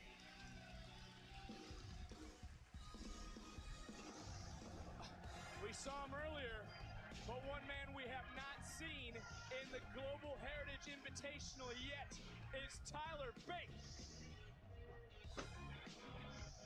Yeah, give me Tyler Bate versus Butch any day. Oh, yeah. Their NXT UK Championship match was phenomenal. Those two have only gotten better. Listen, I'm sorry about tonight, but this is gonna hurt me way more than it's gonna hurt you. And ever since you came in my life, everything has changed for the better. The birds are chirping, the fans are cheering, and it just makes me feel a certain type of way. But please understand, the last thing I would want to do is hurt you or make you feel bad about yourself. But life with you is just so much more fun.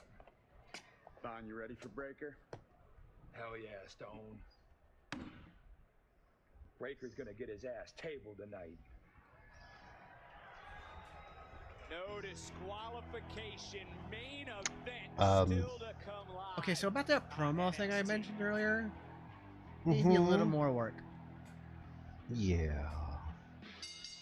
The following contest is scheduled for one fall. Introducing first, Chi Dolan. Her power is in her authenticity. The self-expressive Dolan looks to express herself next against Thea Hale live on NXT.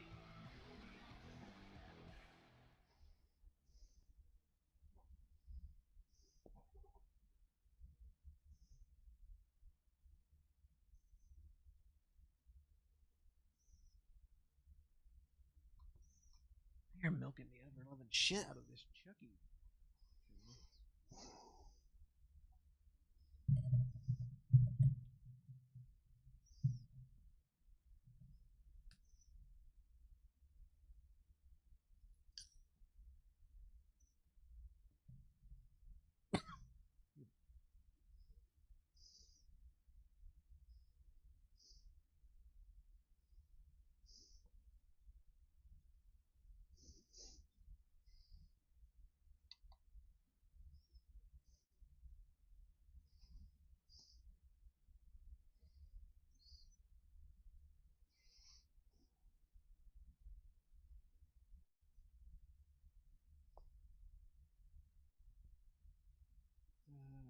9:34. We've got 2 matches left. Unfortunately, I don't see Gigi and Thea getting a lot of time. 8 max. Well, they might get 10. Don't forget, they go to 10:08. So. Okay, that's true.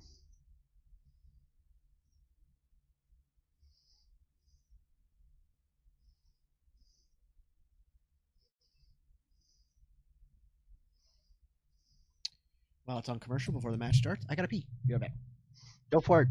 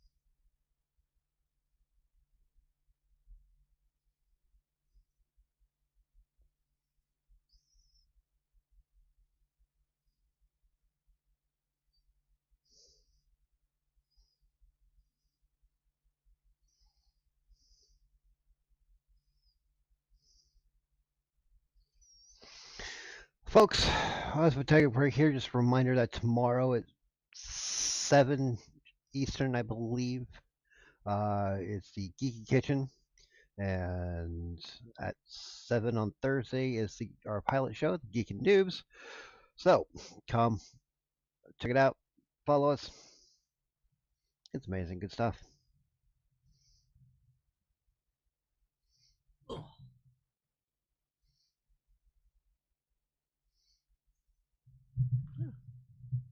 Good timing. But there's a lot of Very good timing. here. I mean, a lot. You ain't kidding. There's a different look about Malik and Idris. Bronco Illusion with scripts. I mean, that could be a huge threat. Hey, me and you, we know about the streets. Dude, but we got Hanker and Tanker. They want to be in the mix. Oh, from one family to another. We look forward to doing business. We don't have either of your names in our books. No, we will be after we take those NXT tag team titles. Oh, you can take me. Is that so? Hey, Yeah, guys, we good? No problems? no problem. Angel, T's and P's to your grandfather. But you don't want to come in here and threaten us. It's not a good look. Hey, for us, it's not about looks anymore. Oh, yeah? It's about the glory of those titles. And we will claw anyone's eyes out who tries to stop us. Claw my eyes out. Correct. Okay. Well, why don't you two claw your asses out of here? That's right. So maybe we'll put some more scars. Maybe one on your back.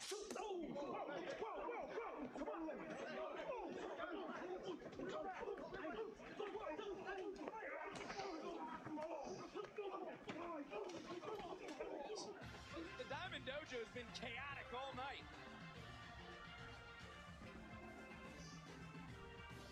Accompanied by JC Jane, representing Chase University, Thea Hale. See all your favorite NXT superstars this okay. weekend. Friday in Sebring, Saturday in Melbourne. Don't miss NXT Live in a city near you. Use the QR code right now. Look, I don't know what to make of Thea Hale. This isn't the same pep in the step. She's acting different. She's dressing different. Gigi Dolan's confused. This isn't the real Thea Hale. In a good way, I just saw something there. JC James said, let's slow it down a little bit. Let's try to make sure we think our way through this. That right there is some really, really good advice. Almost like big sister advice. Not coaching, just sisterly advice. You're making her seem like she's Deion Sanders out here coaching. Coach Prime. Coach Prime. Oh, yes. All Dolan was trying to do was... By the way, congrats to Colorado University and Coach Deion Sanders for beating the last year's national champion runner-up TCU in their first match. I'm gonna be watching Colorado University all year. For damn sure. I think a lot of people are going to be. Will they get the national title this year? Probably not. Oh Will no, they they get probably close? won't even. I don't know if they're gonna get ranked, but they're gonna come up against some teams that I don't think they're gonna be able to beat. But they're gonna get a bowl game. I'm sure of that. And Travis Hunter will most likely be in the conversation for Heisman. Dude played 119 snaps, played both sides of the ball, had 11 receptions, 109 yards, or 109? I think it was 109 yards and an interception and 9 tackles. She's a woman now. People said the same thing about Miley Cyrus, and she grew up to be what she called the wrecking ball, man. Oh yes. Well, Thea Hale looking for a wrecking ball of her own, just got caught. Counter though by Dolan. Oh, back up and Dolan back down. Hale's perception of life certainly though has changed since the Great American Bash Premium Lineup.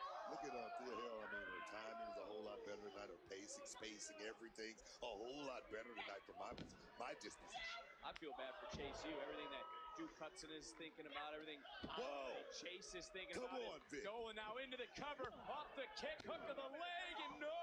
Wow. Not enough. And also the Chase U student section, which is still here, showing support, standing on their feet for Thea Hale. Well, you know, I mean, they should support Thea Hale. I mean, Thea Hale didn't do anything. I mean, they didn't do anything. I mean, just go back. Well, wait for the Kimura. Hale's got the Kimura locked in on Dolan. That could be it. I just peeked up from the monitor. JC James screaming to cinch it in. She is so happy. Look at the look on Jane's face. She just caught right in the middle of that square circle. The referee may have to have the wherewithal, the understanding. You know how to just do his job, man, and stop it. Dolan now trying to crawl to that bottom rope. Hale sensing it, realizing it. Dolan reaching to try to break the hold. How much pain is Gigi Dolan in this moment? Thea Hale with this Kimura locked in deep. And this maybe is where Andre Chase or Duke Hudson would pay dividends. It don't matter whether she get to that bottom rope. I think the damage has been done to that left shoulder, man. And right back in goes Hale. Right back in on that shoulder. To your point, Booker. Wait a minute. Shoulder first goes Hale into the steel post. Bam! Big offense by Dolan. Shaking it off right now. And Dolan wanted to win this. What's Jane doing? Whoa! Blair Davenport. What's her business in this matchup? And right back into the Kimura. And there's nowhere for Dolan to go. Thea Hale with the Kimura locked in. Dolan has to tap. Okay. Here is your winner by submission, Thea Hale. What was it you said? Interesting. Mind your own business. What's Blair Davenport's business with Gigi Dolan? Look, I don't know. Don't ask me. Well, everything all well and good for JC Jane and this new version of Thea Hale.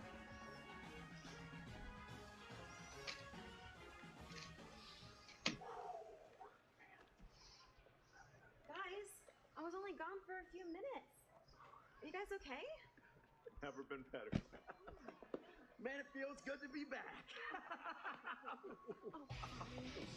Well, that sort of destruction is making its way ringside. All that chaos we just witnessed, it's going to be all around us in... I don't exactly know who goes over here. Well, personal opinion, I think Wagner's going to go over as we start a chain of losses for Breaker before he starts going for the title again.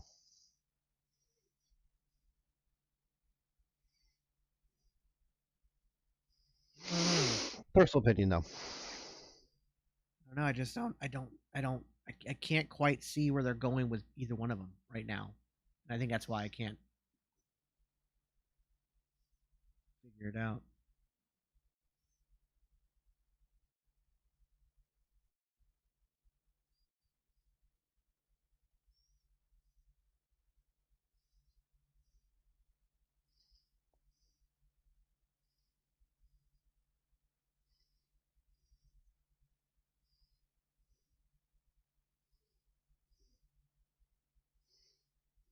Thinking about next week, if Becky wins, which I don't think she'll win next week, but I think she gets the NXT title at some point. She completes her Grand Slam. Yeah. Like, full on Grand Slam, because she'll technically have a belt that Charlotte never held, was a 24/7 belt. Yeah.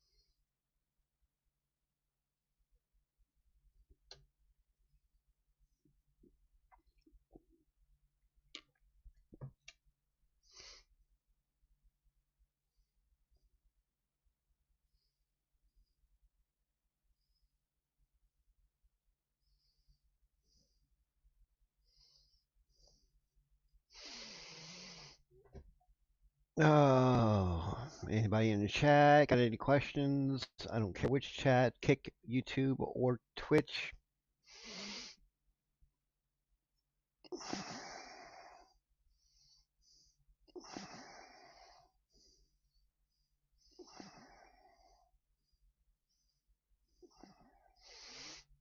What's sure something you could do to get rid of this stuff in chat and on Kick? Stuff in chat and on Kick. Yeah, it'd be nice.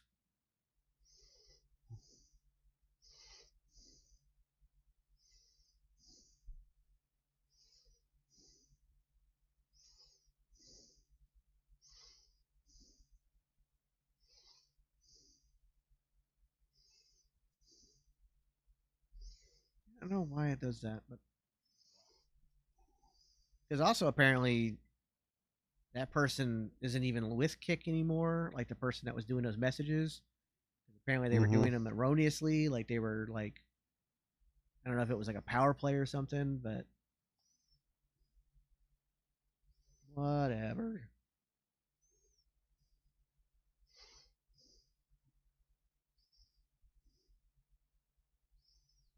Probably get one more commercial break from NXT. And considering it's the main event, it's a no DQ, it might be a picture-in-picture.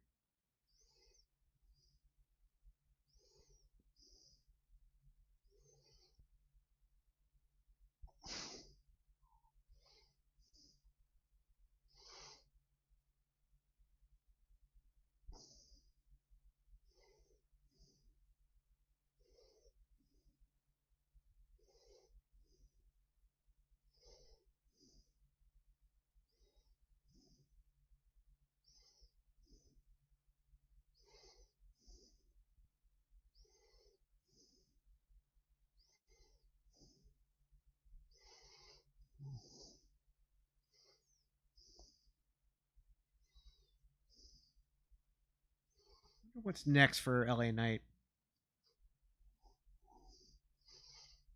Austin Theory?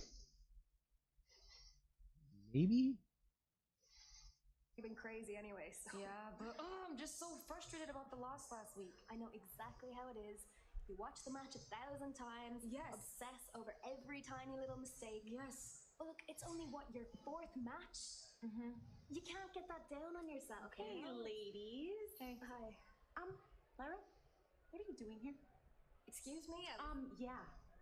Dana, she was just hearing me out because I felt like I let us down last week. Girl, don't even worry about it. Although I did think you'd come along a bit faster, I'm concerned why Lyra's here, filling your head up with things that you don't need. Why would you even say that? She's my friend. We're a team, and you're not gonna break us up. Dana, she wasn't. No! Kalani, you wanna solve a problem? Okay, Dana. Don't know what's going on in your head. Never had an issue with you. But if you want to match with me, all you had to do was ask. I wasn't trying to teach Kalani anything. But when I'm through with you, maybe she'll see that she should pick some better friends. No,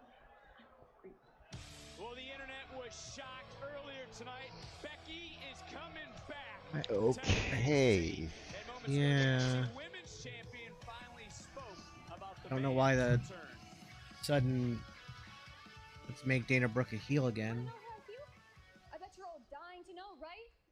Yeah, Becky Lynch is the biggest match in my career, but my career began 2 years ago, and Becky's coming after me. Where was Becky's career after 2 years? Nowhere. She was some circus monkey or working as some flight attendant. Certainly not at the top of the industry like I am. So, Becky, you may be some WrestleMania main eventer, the #1 superstar on Raw, SmackDown, and you may be big-time Bex in your world, but I'm the center of the universe in mine. And next week, the NXT Women's Championship isn't going anywhere. See you next Tuesday, bitch. Toodles. Oh, get ready, Booker, because next week, the man faces the center I'll tell you what, man. Tiffany Stratton is ready for the main event. Yeah. The biggest proof will be next week with this match. If she can hold her own with Becky for what is probably going to be 20 minutes. I want to give Tiffany the first 5 minutes. Just not even going to worry about what she does, as long as she doesn't completely bust her face open. Let's get those nerves out of the way first and foremost after those first 5 minutes, and then the last 15, let's see where she goes. I don't know if she'll have his nerves as bad, because it's not like this is at No Mercy or on the main roster. It's in her home of NXT. She's already performed on bigger stages. Yes, it's Becky, but Becky's going to also take care of her and also talk to her before the match. I don't think she'll have nerves at all. I still want to give her the first 5. There's something in me that says give her the first 5, and then Something the to last me 15. as a competitor, as somebody who's been in the ring, I'm not giving her any leeway. This is the time to step up, and you step up right away. You want to prove yourself to be main roster ready. You don't do it by like, well, we got to give her the caveat, because they're not going to do that on the main roster. Right. Well, that's fine. That's the difference between me and you. You are a trained professional. I've taken a couple bumps, a pile driver. That's it. So I don't. And as a fan, a fan of Tiffany Stratton, I still want to give her some time.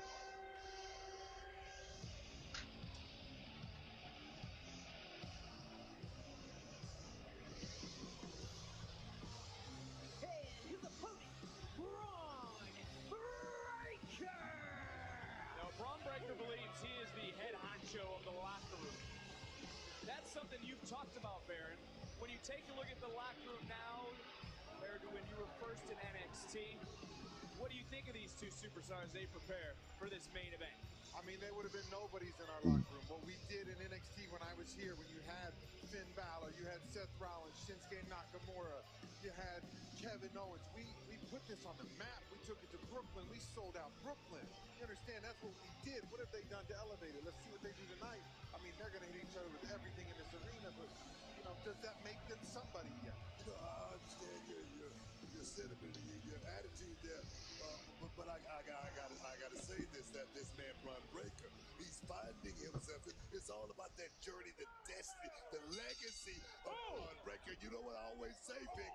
No bread, no water, just me. It's no That's what it's all disqualification. about. Von Wagner, one of the most intimidating superstars in NXT, and Braun Breaker, to counter Baron Corbin's point, perhaps the most dominant champion ever in NXT. And this is no disqualification. Both superstars up and over. Should we pack up? Yeah, hell yeah, Booker, because you're like a magnet when we're out here. Hey, you're bigger than me. I got to get behind you. Don't be scared. Don't be scared, Vic. Whoa! Our monitor's just shattering right now, Book. Oh, yes. The furniture right there is being rearranged, Victor. We knew this was going to be vicious. This is going to be brutal. This was going to be chaotic. Whoa! God, man. That would have been you, Book. No, it wasn't. What is going through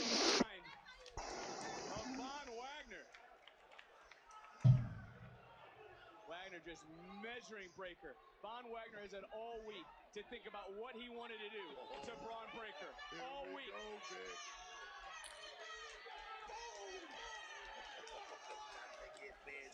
Say that again, Book. We knew this would be physical. We were trying to prepare ourselves mentally for what we were going to witness here tonight. As Wagner now picking up some steam and taking down Braun. Great, Vic. He's looking real good tonight. And Von taking it right to Braun. Come on! You know, for Braun Breaker, finally able to open up about life. Trauma as a child.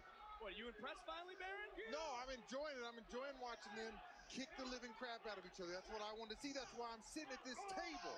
You are getting a great view of these two superstars. It's really, though, Booker, inspiring to see what Von Wagner has overcome, as now he's trying to overcome Braun Breaker in a steel chair. Uh-oh. See you later. Don't miss a second of the action in our picture-in-picture break. This is no disqualification. All right, picture.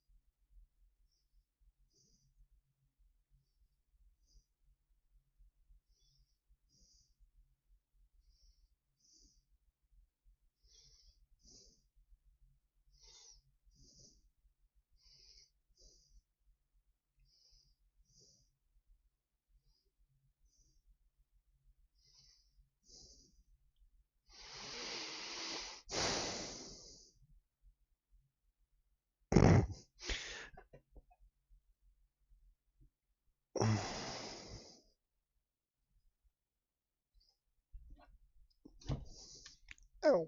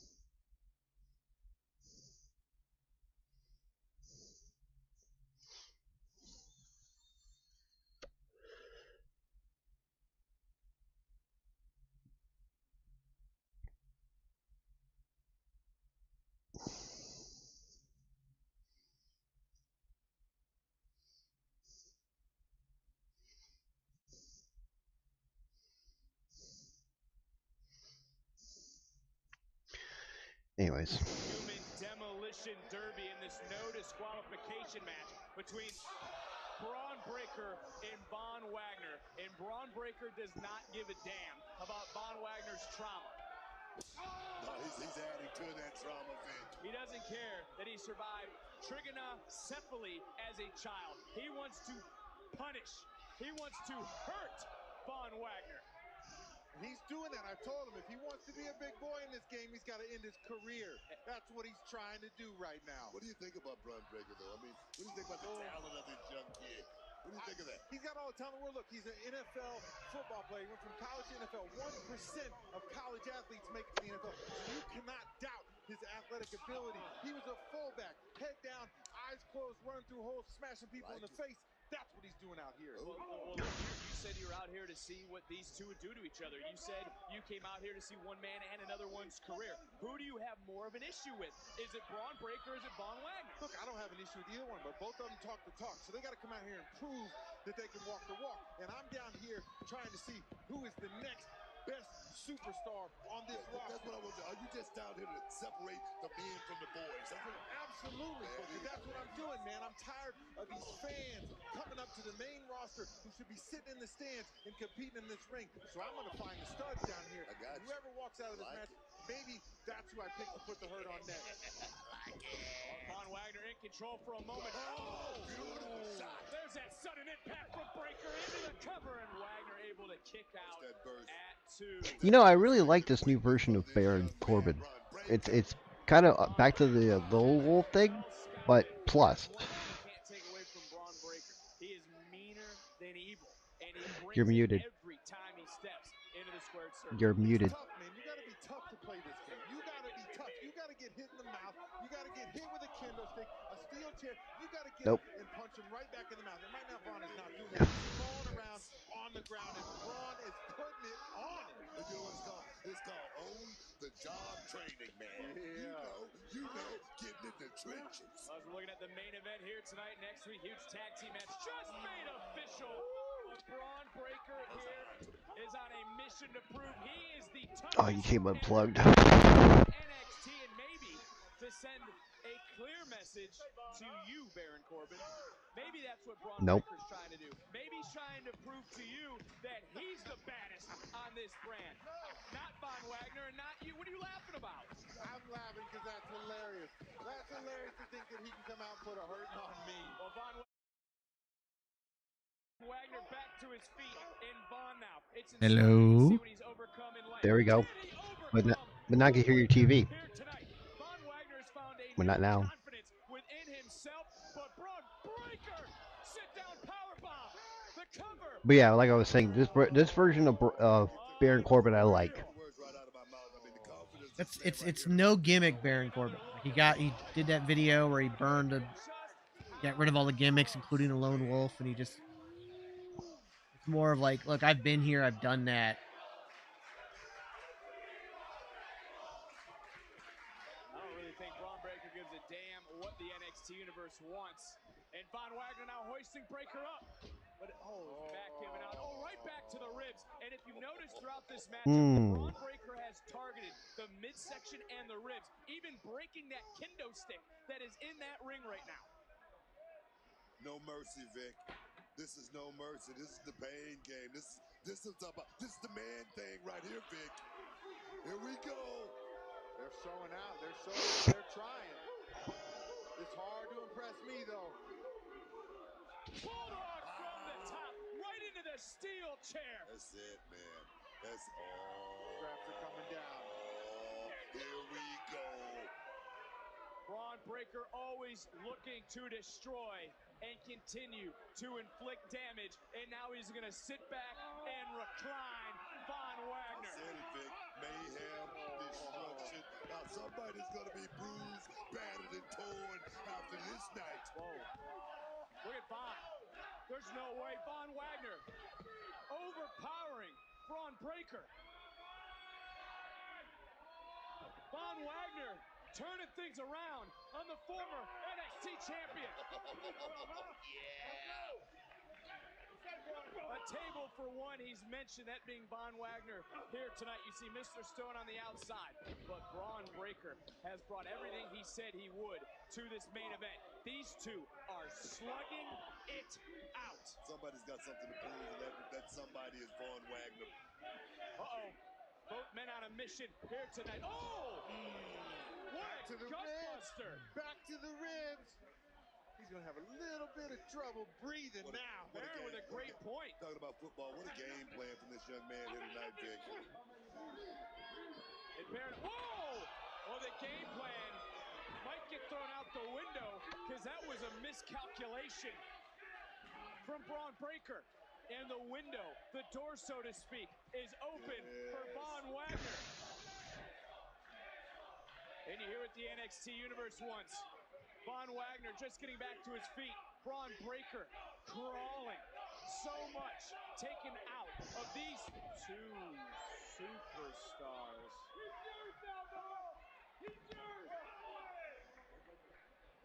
Let's go. You have the killer instinct. Let's go. What are we going to do? Batters up. Whoa! Vaughn is just laying the wood, literally, to Braun Breaker. It's a difference in this young man. Holy crap. A total different Vaughn Wagner here tonight, Vic. This is a new breed of Vaughn Wagner becoming unleashed here tonight. Do you hear Mr. Stone? How does it feel, Vaughn? Finish it. Vaughn has never felt this in his life. Finish it, big He's guy. always been rejected. He's never been accepted. Off the choke slam, into the cover, and not enough to put away Braun Breaker. Nope, haven't put the two to the table yet. Yeah, I was just getting ready to say they haven't done the table spot yet. Let's go. Prove to me you're somebody.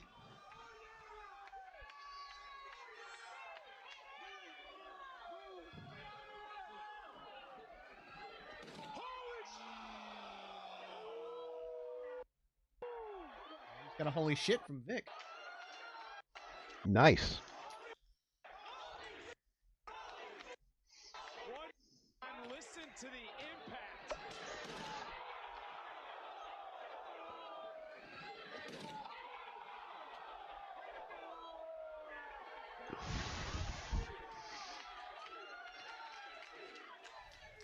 And now, Vaughn, almost incensed, just dragging Braun Breaker out here. Okay. And he said he had a table up tonight. So close. Man, guys, this is a fight.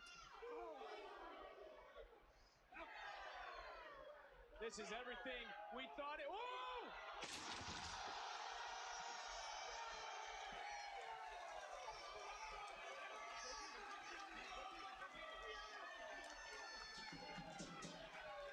It's no disqualification.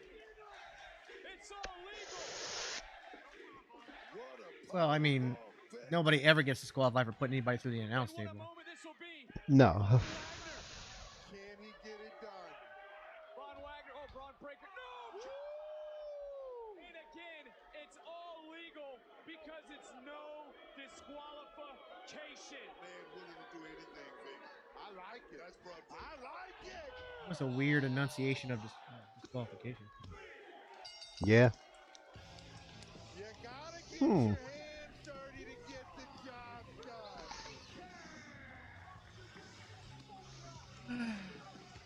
Like I said, I don't. Game plan, book. That's that game plan right there. That's going back to the X's and O's right there. Oh! What the hell? The match is over, damn it! All right, who's gonna come out? The official. What's the meaning of this?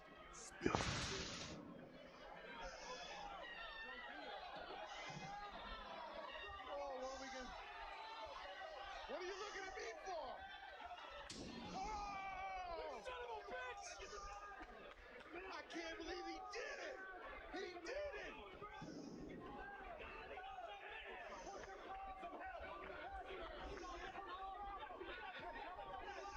That is next.